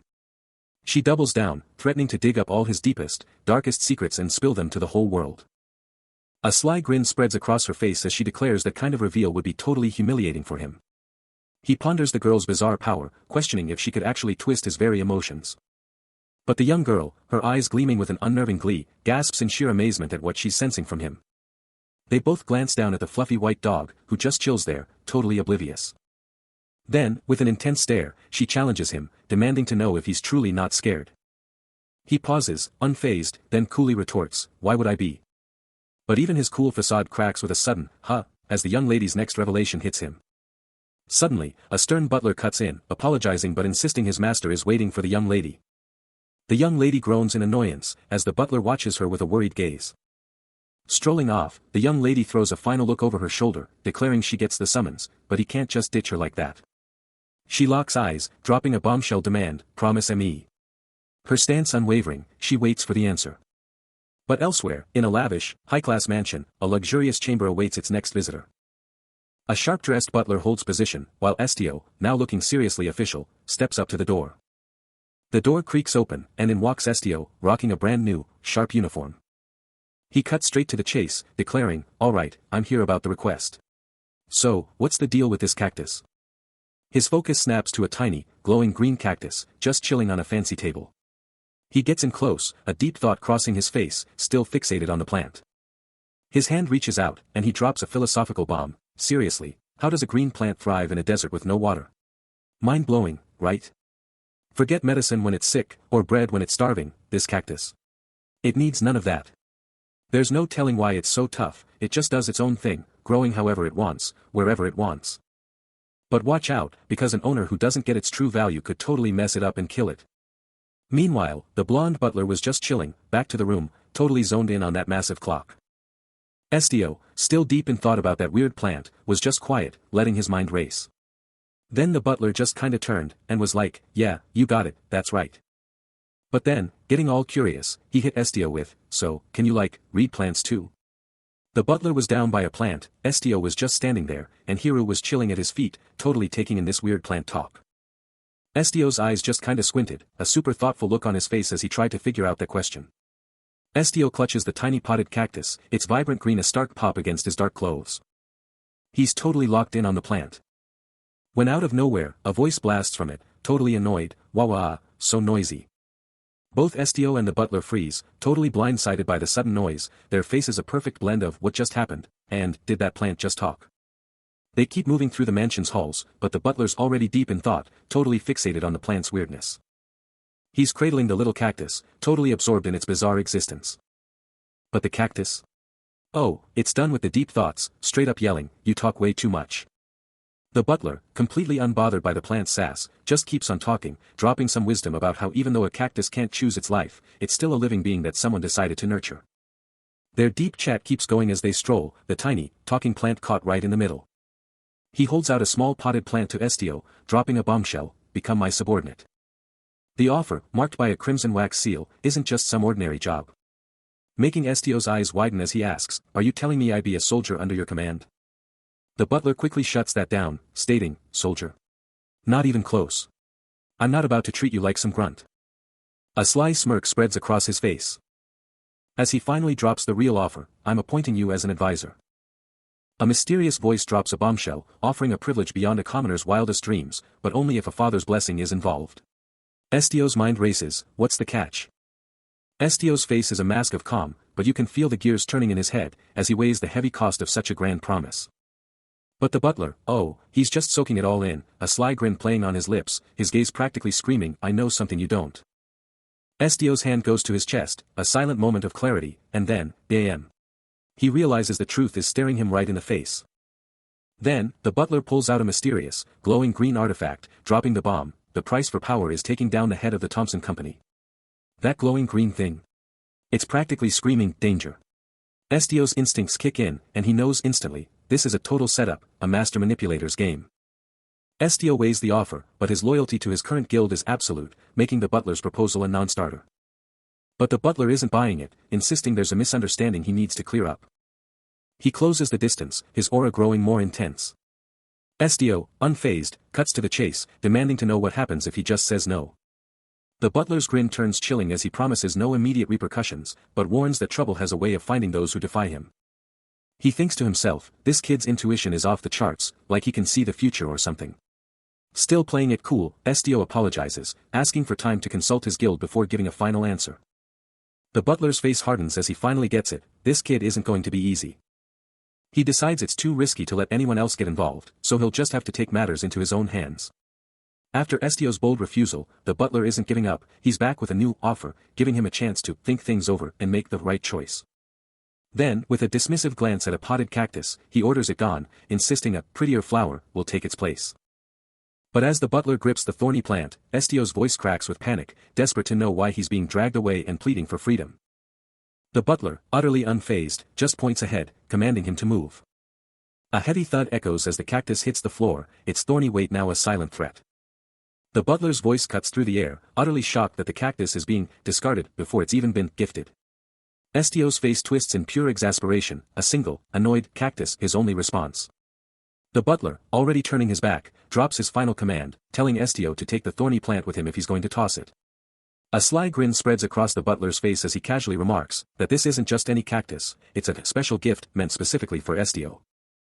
The butler's chilling presence still loomed, his gift a silent, thorny threat. With a sickly sweet grin, he pressed on, insinuating that SDO couldn't possibly be cold, a subtle jab at his discomfort. The innocent-looking cactus, however, was anything but a thorny emblem of his forced compliance. SDO clutched the plant, but the butler wasn't done, casually dropping that Lady Saralyn requested his extended stay. SDO shivered, the cold seeping into his bones, and a dark thought crossed his mind, maybe freezing to death would be a kinder fate than this slow torment. Clutching the mysterious cactus, Estio hears the butler's chillingly polite offer, just say the word if anything feels uncomfortable. But then, the cactus explodes with a dazzling, rainbow glow, making Estio shout, "WHOA! Are you God?" The cactus introduces itself as Estio, while his dog, Ahururu, tries to say its own ridiculously long name, which Estio immediately cuts short to Ahuru. Meanwhile, a fluffy, red-eyed creature is totally blown away, shouting, "Estio can talk to plants as well. So cool." Estio's face lights up with a mix of shock and wonder. Then a genuine smile breaks through, he's actually enjoying this. The fluffy creature, now holding the cactus, introduces itself as Niju, gushing about how cute the plant is, while the cactus confirms its name is Ahuru. And the cactus, Ahuru, replies, "Thank you, thank you. You look cute as well." Estio reaches out, tentatively touching the cactus, and realizes, "You're not prickly." The plant's like, "Yeah, I'm sentient," but then drops the bomb that it can't actually move its body freely yet, even though it desperately wants to. But the butler, watching this whole wild scene, is totally calling BS, his face screaming, "Are you serious right now?" Elsewhere, in some dusty, far-off land, Niju, the mysterious white creature, is deep in thought, pondering how living long enough or wanting something hard enough could actually let you move however you want. Back at the ranch, Estio's now giving his dog, Hiru, a stern talking to, because apparently, Hiru was told to stay away but just couldn't resist coming back. His eyes are burning with pure, unshakable focus. The butler, totally over it, just walks off, shrugging off the whole talking to animals thing as Estio just having a bad memory day. A confident stride breaks the silence. As the butler confronts Estio, mockingly asking if he's chatting with a zombie. He throws the Viscount's words back at Estio, highlighting the absurdity of claiming to read animals when he can't even make them talk. A condescending smirk spreads across the butler's face. Unfazed, the mysterious white-furred Niju observes from its perch. Estio, reeling from the butler's jabs, internally labels him, "What a monster." The butler presses on, bringing up Estio's wild claims about teaching plants to speak. He muses about the white-furred creature, deeming it a pretty rare pet, just as Niju's eye flares with a subtle red glow. Then, with a challenging glint in his eye, he delivers the final, cutting question, "Is it?" He just stands there, taking it all in, the air thick with unspoken tension as the butler keeps on talking. The butler, with a dismissive flick of his wrist, flat out states that a beast that big would be a money pit, then casually offers to just take it off his hands. But inside, Estio is absolutely seething, thinking, seriously, what kind of idiot is this guy? Estio stands by a massive window, a voice trying to buy something from him, but he's not having it, declaring his possession isn't for sale. He can't help but think how cunning this guy is. As the butler, with a sly grin, practically dares Estio to just take the offer, knowing full well he can read minds and negotiations are pointless. 10 gleaming gold coins are on the table. But Estio isn't swayed, quickly correcting that Niju isn't some kid, and he's definitely not going to be too greedy, or is he? The butler pushes back, demanding to know his real price. And then, Estio's electric blue eye flares with an almost supernatural intensity. Suddenly, a voice booms, demanding to know how a mere peasant dares lay hands on a noble. Estio fires back, revealing he was holding back, even after his family was insulted and the man trespassed, trying to avoid a fight. But close by, Niju lets out a pained whimper, its tiny form shaking, the chain around its neck clanking ominously. Suddenly, the butler slams Estio to the ground, proclaiming this is the only way to punish his wicked behavior, while Estio fights back, yelling about the mean old man. The butler shoves Estio's head down, sneering if he actually thought he'd get away with his wicked behavior, his hold unyielding. Suddenly, Niju's red eyes ignite with a furious glow, and it unleashes a guttural snarl, screaming at the butler to stop bullying Estio. With an explosive crack, the chain around its neck shatters, unable to contain its raw strength. The butler flinches back, utterly shocked by Niju's sudden, terrifying power, his hands shooting up in a desperate attempt to shield himself. In an instant, Niju has the butler pinned to the floor, completely subdued, as Estio stands above them, checking if his companion is okay. After Niju's epic save, Estio flashes a confident smirk, declaring he's totally fine. But Thompson isn't backing down, insisting the creature has pride in throwing down 50 gold, as Estio, still on the floor, screams, "What are you doing?" Then, Thompson snaps at his guards, commanding them to drag the creature back to the breeding grounds now, or face the wrath of the guild. But Estio's face hardens, and he doubles down, he's not selling his friend. The butler, absolutely fuming, roars back, asking if he's lost his mind, daring to talk back to a noble. No time for talk, the butler's hand shoots up, ready to strike.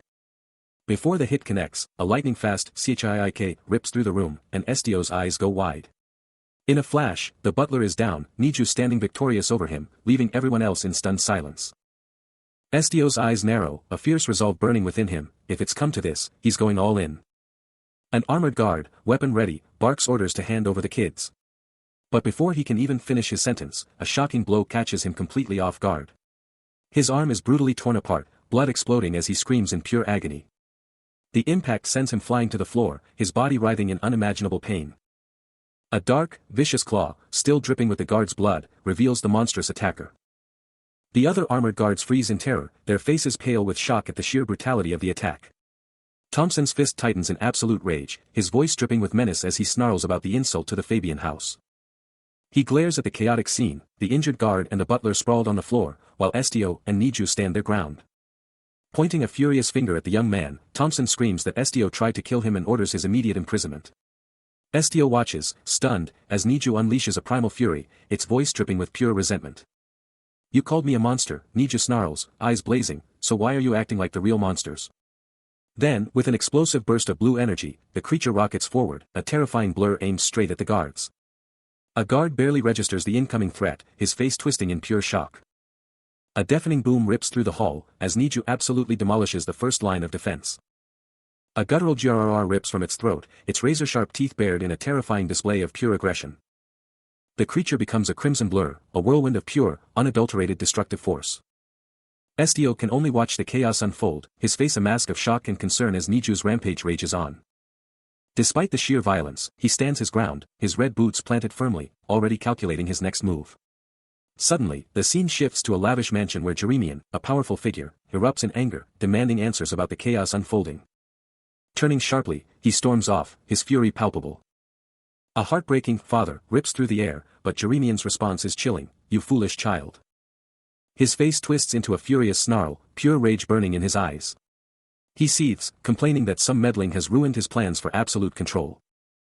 He holds a sobbing Estio, his words cutting deep into the terrified boy. His eyes narrow, and he barks, "Silence. You fool," silencing the child instantly. A frustrated sigh escapes him, as he orders his knights to clean up this situation, then his focus shifts to the beast. Surrounded by his loyal guards, Jeremian delivers a chilling ultimatum, "Capture the boy alive, but for the beast. I don't care what happens to it." Heavy, armored boots hit the ground with a chilling clang, each step a declaration of power in the opulent hall. A knight in gleaming silver armor looms, his presence a silent, chilling threat. Below, a gauntlet hand descends, a sinister red glow pulsing from its grip. Jeremian dominates the scene, his piercing gaze locked onto the small, white creature Niju, as a terrified young Estio can only watch from the shadows. With his knights at his side, Jeremian commands the room, his authority absolute. He seizes Niju by the scruff, the creature's desperate plea echoing, "Niju is sorry. Niju just wanted to be with Estio." Jeremian's voice slices through the tension, cold and absolute, shutting down the plea, "Don't apologize. The monster's fate is sealed." Niju's red eyes blaze with pure despair, its small face twisted in agony. A violent surge of red energy explodes around the creature, as a chilling thought screams, "This is the end for Niju." Just as the red energy consumed the creature, a massive, blinding explosion ripped through the air, unleashing pure chaos. The sheer power blasted Niju backward, a desperate gasp tearing from its throat as the creature was overwhelmed, instantly regretting not just taking the money.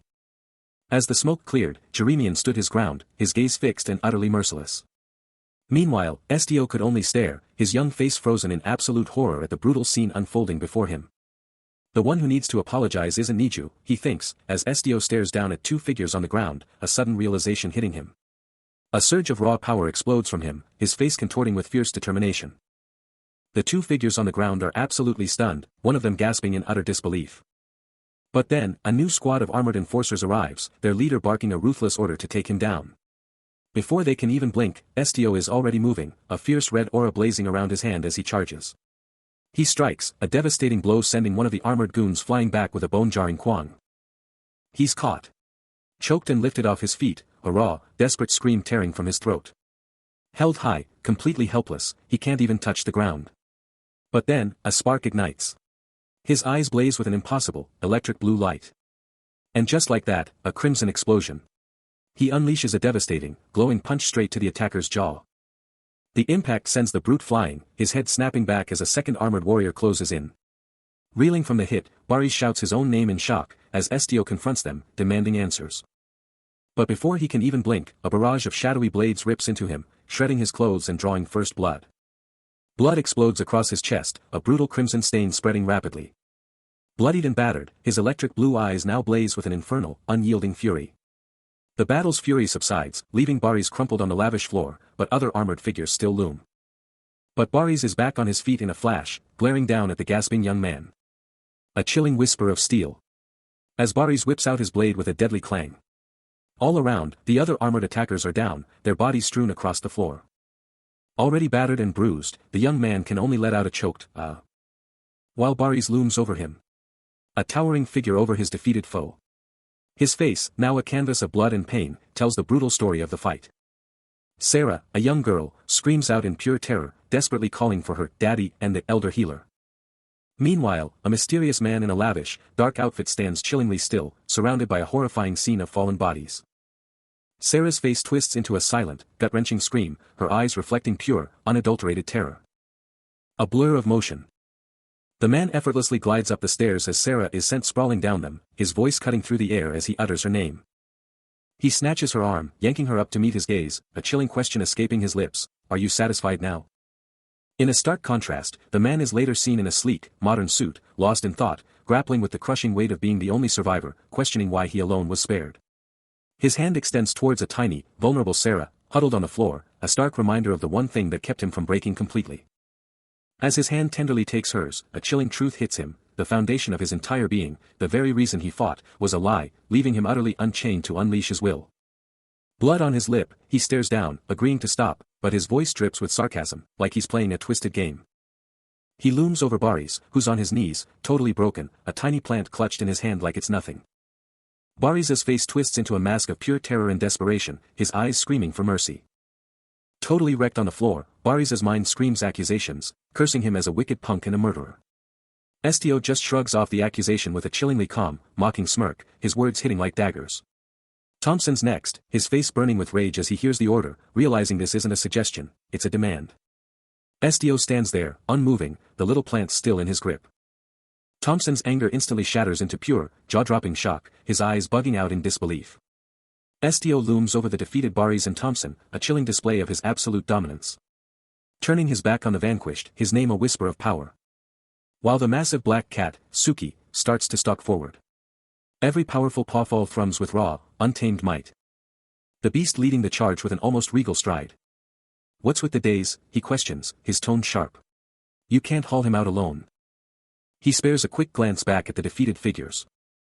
Then refocuses, commanding the powerful creature, "Just follow my lead. Suki's gonna get worn out," he states, "so I'm just walking.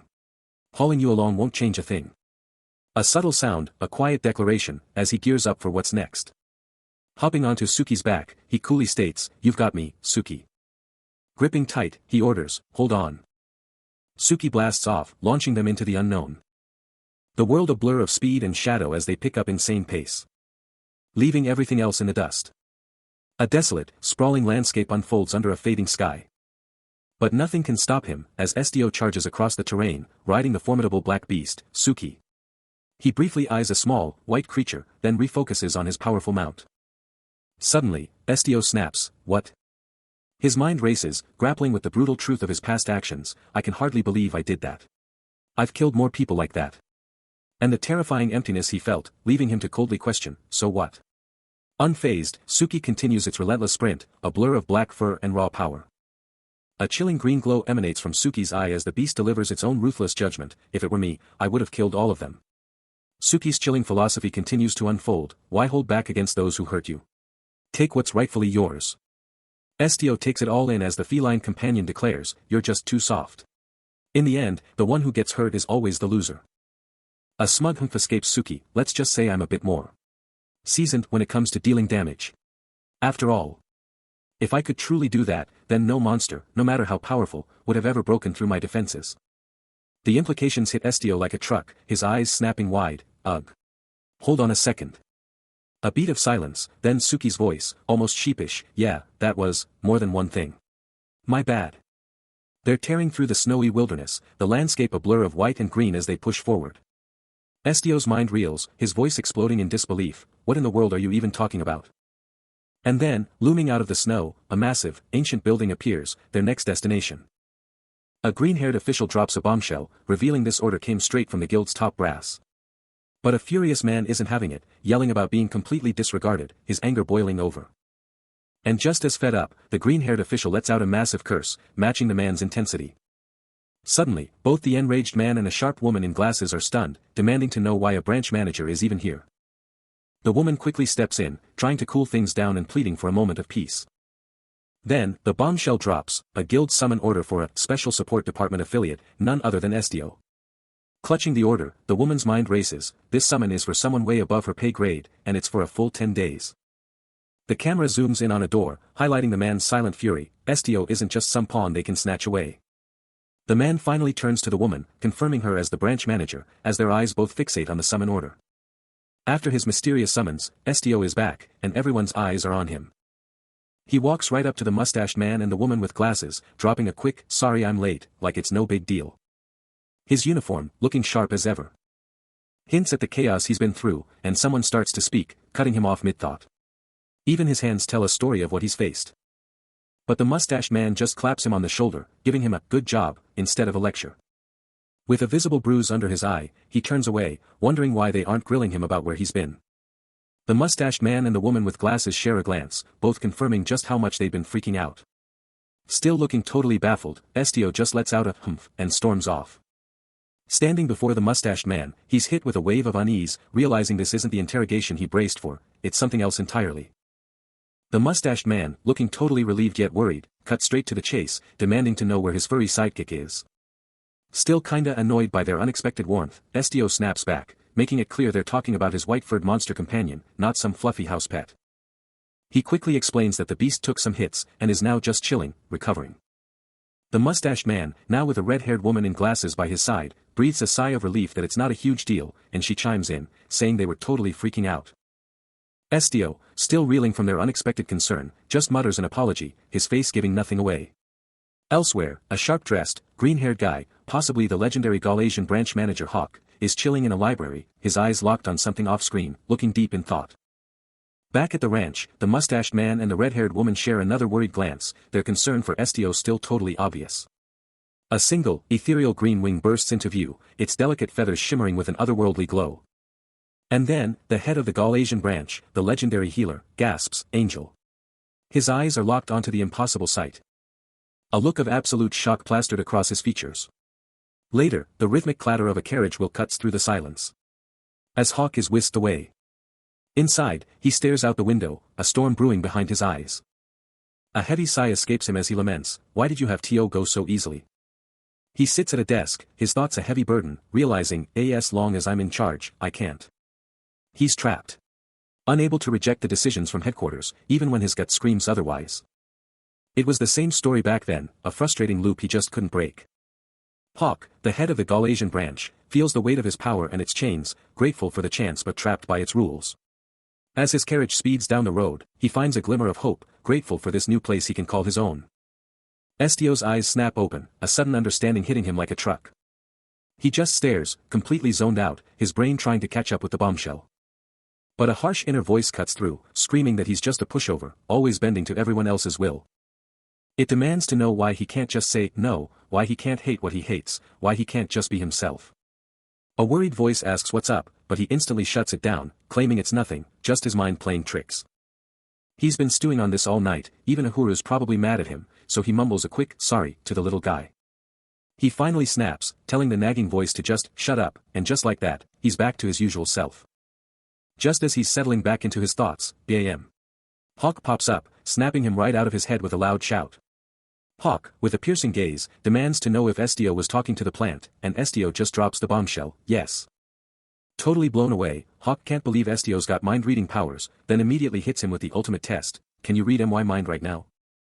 But then, a sudden, overwhelming wave of energy hits Estio. His hair turning stark white as the intensity skyrockets. A deep, guttural kurukuru escapes him, as his head feels like it's about to explode. His eyes, blown wide with pure terror, are just screaming from the sensory overload. He clamps a hand over his mouth, a desperate gasp tearing through him as his whole body shakes uncontrollably. Totally defeated, he slumps onto the couch, his eyes vacant, completely wiped out by whatever just hit him. The sheer overload finally breaks him, leaving him passed out cold, sprawled across the cushions. Hawk, looking absolutely stunned, can't help but question if he pushed Estio too far. But Estio, completely overloaded and mortified, screams out, desperately pleading for Hawk to just stop reading his thoughts. Hawk, still watching the chaotic scene, asks if this is going to be a regular thing, then quickly confirms he's got the message and will back off the mind reading. Later, Estio is totally out cold, snuggled up against Niju, who lets out a soft sound, while a voice urges him to catch more Z's because they've got a massive journey coming up. Hawk observes them, asking about Estio, who's still completely out cold. Estio, still totally out of it, mumbles, declaring Niju the ultimate pillow for anyone who needs a nap. He insists it's all good, telling them to hurry up and get comfy on Niju's super soft fur. Hawk just watches the two of them sleeping soundly, a small, knowing smile playing on his face. But as Estio sleeps, his once dark blue hair now radiates with an incredible white and gray glow, pulsing with raw, residual power. Cradled by the white beast, he lets out a soft, grateful whisper. Hawk, ever the observer, watches them with an unreadable gaze, taking it all in. He then drops a bombshell, stating that they all look like a family now. The white beast's sheer size is a fortress, its powerful legs a silent guardian. But outside, the heavens open up, a torrential downpour hammering down. The carriage pushes onward through the deluge, undeterred by the storm. Inside, Hawk, ever the attentive one, checks on Estio, asking if he needs more warmth. But with a reassuring touch to the white beast, Estio calmly dismisses the concern, confirming he's okay. Estio's still out of it, chilling hard, while Hawk's right there, low-key asking if he needs anything. Talk about service. He's thinking, this is way better than roughing it in some dusty attic. But Hawk's mind is on snacks, seriously craving those wave-flavored candies from the manager's office. Outside, the carriage is still rolling, plowing through a total downpour. Back inside, a book's just chilling, open to some seriously fancy writing. The rain's just pounding outside, you can practically feel it through the window. Next to a little cactus, Hawk's like, yo, this is prime ghost story weather. Estio's still out cold, and Hawk's getting deep, deciding that humans are actually the scariest things out there. He drives his point home, pointing right at the little cactus. He's out cold, snoring up a storm, completely oblivious to Estio's wide-awake gaze. The loud snores just keep coming. Driving Estio absolutely nuts, as the guy's mouth breathing is on full display. Even Niju, the white beast, is catching some Z's right on Estio's ear. Estio gives her a gentle pat, telling her to just go back to sleep if the noise bothered her. But then, Niju's eyes snap open, blazing crimson, sensing a terrifying swarm closing in on the carriage. Blurry, dark figures rush past. And Estio's own eyes ignite with a furious red glow as a chilling premonition hits him hard. Suddenly, a woman from another section of the carriage confirms the worst, it's an ambush, and they're coming for the woman and child. Inside the carriage, Hawk is reeling, demanding to know how many enemies they're up against and if there's any way out, as Estio struggles to even form a word. The chilling truth drops, they're harpies, and their powers are a complete mystery. Hawk's mind races, trying to figure out why harpies, of all things, are here, but he's forced to admit he's got nothing. Even if they tried to use the horses, it'd be a death trap, the encirclement is too tight, too slow, and they're completely out of ideas. Then it hits Estio, the harpies are after the horses. He springs into action, heading straight for the carriage door. But before he can even make a move, Niju cuts him off, announcing she's going out there to handle it. Estio's eyes snap open, shocked by her declaration. He lunges, trying to grab her, but all he can manage is a desperate, cut-off cry. In a blur of white fur, Niju explodes out of the carriage. After her daring leap from the carriage, Niju slams into the ground with an explosive impact, sending a shockwave of sound and dust. Back in the carriage, Estio jumps, his face a mask of shock and worry as the impact rattles the vehicle. A distant, eerie shriek rips through the air, sending chills down your spine. Inside, Hawk's worried voice cuts through the tension, thinking it's way too much for Estio to take on those harpies solo. But Estio shuts that down fast, claiming he's just a delivery guy with zero combat skills. He looks totally fed up, like he's heard this argument a million times. But Hawk isn't buying it, pushing back, like, dude, you are a combat type. Estio's gaze hardens, his voice unwavering as he declares he's got zero intention of fighting. Hawk just watches him leave, a quiet sigh escaping as Estio bails. Later, chilling in bed, Estio's eyes drift to the ceiling, and his whole vibe is different now, way more serious than before. Hawk lets out a desperate, piercing cry, his voice practically screaming with urgency as he tries to get his point across. He practically yells Estio's name, his voice cracking with desperation, warning him that these harpies are brutal pack hunters. And just below, those terrifying, red-eyed harpy shadows are swirling, a chilling preview of the nightmare he's talking about. He makes it clear, you can't just punch your way through these things, they're nothing like simple-minded birds, or even him. His face twists in pure agony as he practically screams, just begging Estio to hear him out. Meanwhile, the white beast is completely swarmed by those red, winged monsters, a brutal reminder that taking out a few of them won't even scratch the surface of this invasion. Hawk's voice hits a fever pitch, a desperate warning cut off mid-sentence as he tries to say they're not getting slaughtered, and their only option is to run. With a red harpy-like creature suddenly darting away, the sheer terror of his warning hangs thick in the air. Just as the warning hung in the air, a blood-curdling screech ripped through the silence, and crimson feathers rained down around him. His eyes snapped wide open in pure terror, the screech intensifying as the ominous feathers kept falling. Then, a brutal, sickening impact, and a geyser of blood exploded around his face. Estio could only stare, paralyzed, as Hawk's head snapped up, a silent question turning into absolute horror in his eyes. Before he could even blink, a monstrous red harpy struck, its razor-sharp fangs tearing into Hawk's shoulder, who screamed Estio's name in pure, unadulterated agony. The beast let out a bloodthirsty, guttural snarl, its crimson eyes burning with savage, primal hunger. Estio's mind reeled, the brutal reality of the situation slamming into him like a physical blow. This was a full-blown massacre. Even through his own searing pain, Hawk's focus instantly snapped to Estio, desperately warning him about his shoulder and those lethal fangs. Crimson gushed from the gaping bite wound, soaking his clothes and splattering onto the earth below. Suddenly, a vicious red beak strikes, signaling the immediate threat. But it's not just one. More of these terrifying creatures burst forth, their blood-curdling cries filling the atmosphere. It's a full-blown harpy assault. A terrifying red blur against the forest green. And a massive harpy zeroes in on Estio, its menacing presence casting a giant shadow.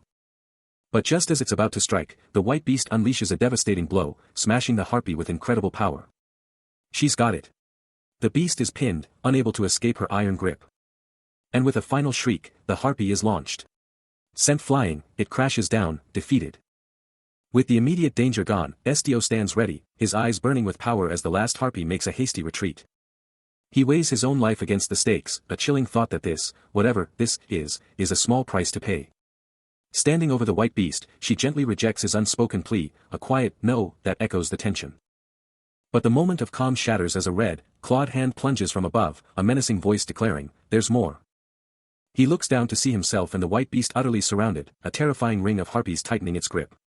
Doubt creeps in, can he really take on this many foes? But then, a fierce resolve ignites in his eyes, a sudden shift in his demeanor. Then, a raw surge of power, and his bright blue eyes blaze with an otherworldly light. A single, powerful word rips from him, a resounding halt that demands attention. And around him, vibrant green and dark blue energies erupt, a swirling vortex of raw, unleashed power. Estio's eyes blaze with an unholy blue light, a raw, untamed power erupting around him as he faces down the harpy horde. A dark thought flashes through his mind, should he just wipe them out? But with a powerful, glowing hand, he simply commands one of the monsters, go back to where you came from. His sheer, overwhelming will, supercharged by his new power, sends the entire harpy flock reeling, scattering them into the night. Meanwhile, a stunned Hawk, still bleeding, and an older man can only stare in disbelief at the impossible spectacle. Hawk's face contorts in utter shock, barely able to process the unbelievable question forming in his mind. His power now settled, Estio turns, his face set with determination, and coolly gives the next order. The white beast, initially stunned by his raw power, lets out an excited, booming okay. Heading towards the carriage, Estio radiates a newfound, undeniable strength, more powerful than anyone could have imagined. Estio, still crackling with vibrant green energy, stands his ground as unseen enemies are violently repelled. A defeated red harpy crashes to the earth, a clear sign of the overwhelming force unleashed. A final, echoing, Pyongyang rips through the night, confirming the total annihilation of the harpy swarm. The dark, swirling power fades, leaving Estio utterly calm, the entire harpy horde wiped out in a blink. Hawk, utterly stunned, can't believe how effortlessly the battle concluded, finally grasping why headquarters was so desperate to find him.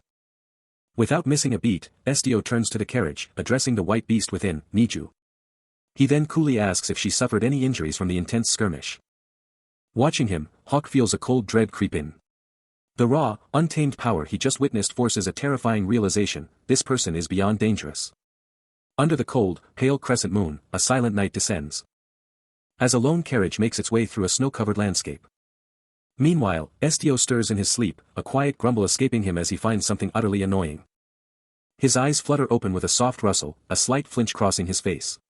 A voice echoes in his mind, accusing him of always acting on his own, a trait that makes humans so frustrating. He looks up to find a sleek black cat, Suki, perched on his chest, its gaze fixed upon him. Suki continues, urging him to get some sleep and warning him not to foolishly run around and get bitten by monsters again. With its yellow eyes glowing faintly, Suki watches as SDO offers a quiet apology. A stern voice echoes in his mind, cutting through the silence. Don't apologize. You're the one who should be furious, the one who got bitten by monsters. His face contorts in a grimace, the weight of the words pressing down on him. The black cat, perched on the window, its eyes burning with an otherworldly glow, sends a final, chilling warning, STO, don't you dare get bitten again. Meanwhile, in a world far removed, a magnificent carriage cuts a path through a silent, snow-laden forest, its purpose unknown. Even a tiny, potted cactus seems to chime in with an oddly cheerful, what a beautiful morning. Back in his room, STO, still bandaged, snaps his head up, utterly bewildered by the cat's sudden change of tone. As the black cat, now right beside him, extends a paw in a surprisingly formal, greetings. STO can only stare, a single, incredulous question escaping him, you know how to walk. Yo, were you totally blown away when this cactus started walking after you left, huh? A voice exclaims, as a tiny potted cactus with stubby legs shuffles across the floor. The plant gliding with a smooth swoosh. STO's jaw drops, his eyes practically popping out as he shouts, you can walk now. A huge, grateful grin spreading across his face as he points at it, shouting, thank you, thank you. Meanwhile, in a totally different spot, Hawk jolts awake in his bed, a bewildered, what's, tumbling from his mouth. Back with STO, he's still cracking up, totally engrossed in his playful interaction with the now faintly glowing cactus. Hawk's face is still a total puzzle, a soft, hinting at a sudden, mind-blowing realization. He finally gets it, the cactus can walk. He was actually able to understand a few words from just one utterance, after all. He watches the red harpies soar through the sky. And a thought crosses his mind, if it's STO, it wouldn't be too surprising if he became friends with a dragon, too. Later, Hawk sits with STO, reflecting on the boy's unusual gifts. He muses that STO possesses an ability to read hearts and understand them. As he speaks, a soft green aura emanates from his back, forming ethereal wings, highlighting his own unique connection to the world. STO simply replies, it's cool. A moment later, STO, looking surprised, asks for clarification, to which Hawk responds with a gentle, knowing smile, your mind. The scene shifts to a quiet, open field where a carriage rests, hinting at travel and new destinations. Later, STO shares a meal with the white beast, both enjoying their food, and he thinks to himself, now that I think about it. The sentient cactus, a small, spiky figure, walks across the floor, its independent movement a testament to its mysterious nature. The sentient cactus, now fully awake, leans in, its voice a soft query, need water? But the cactus shakes its head, a simple, no, I'm full, echoing in the air. STO's eyes widen slightly, a puzzled already, escaping his lips. The cactus clarifies, a thoughtful, not really. To put it simply. Hanging in the air. A memory flashes, or perhaps the cactus recounts, of STO's return yesterday, met with a worried, yes. STO, chest soaked in crimson, is confronted by the cactus's urgent query, why? You bleeding a lot? His simple, pained response, I was. Raw, deep gashes tear across his arm, a crimson tide flowing freely. A relentless, crimson flow cascades down. And then, the blood meets the cactus, a stark, crimson contrast against its green form. The talking cactus drops a bombshell, casually admitting it chugged some of STO's blood. STO is absolutely floored, a beat of pure disbelief hanging heavy. He slowly brings the potted plant up, trying to make sense of the wild confession. With a stunned my blood, he asks, and the cactus just chirps back a casual, yep. A quick shot of his bandaged arm reminds everyone exactly where that blood came from. Meanwhile, the white beast and Hawk are completely blindsided, their faces screaming, what just happened? But then the cactus freaks out, yelling, don't misunderstand. It quickly tries to backtrack, insisting it couldn't help it and it wasn't on purpose. The frantic explanation continues, claiming the blood just happened to land on it, and then it triumphantly declares its first ever bloom. Making STO immediately connect the dots, did this bloom happen because it drank his blood? But Hawk, ever the voice of reason, cuts in, yelling that the real issue is a plant that drank blood and can walk. Shrugging off the interruption, the cactus offers a small, radiant flower to STO. Who, despite everything, accepts the bizarre gift with a simple, thank you, as the plant giggles with pure joy. The cactus then seems to get lost in thought, wondering if it should be the one thanking him instead. But then, as the flower touches STO's arm, a sinister, spiky black mark starts to rapidly spread across his skin, solidifying into an intricate, terrifying pattern. Completely oblivious to the bizarre side effect, the cactus proudly shoves the flower at him again, declaring it, my present. Suddenly, the cactus lets out a panicked shriek, screaming STO's name in pure terror. SDO whips around, eyes wide with shock, pointing frantically at his own bandaged shoulder as he yells about a blinding light.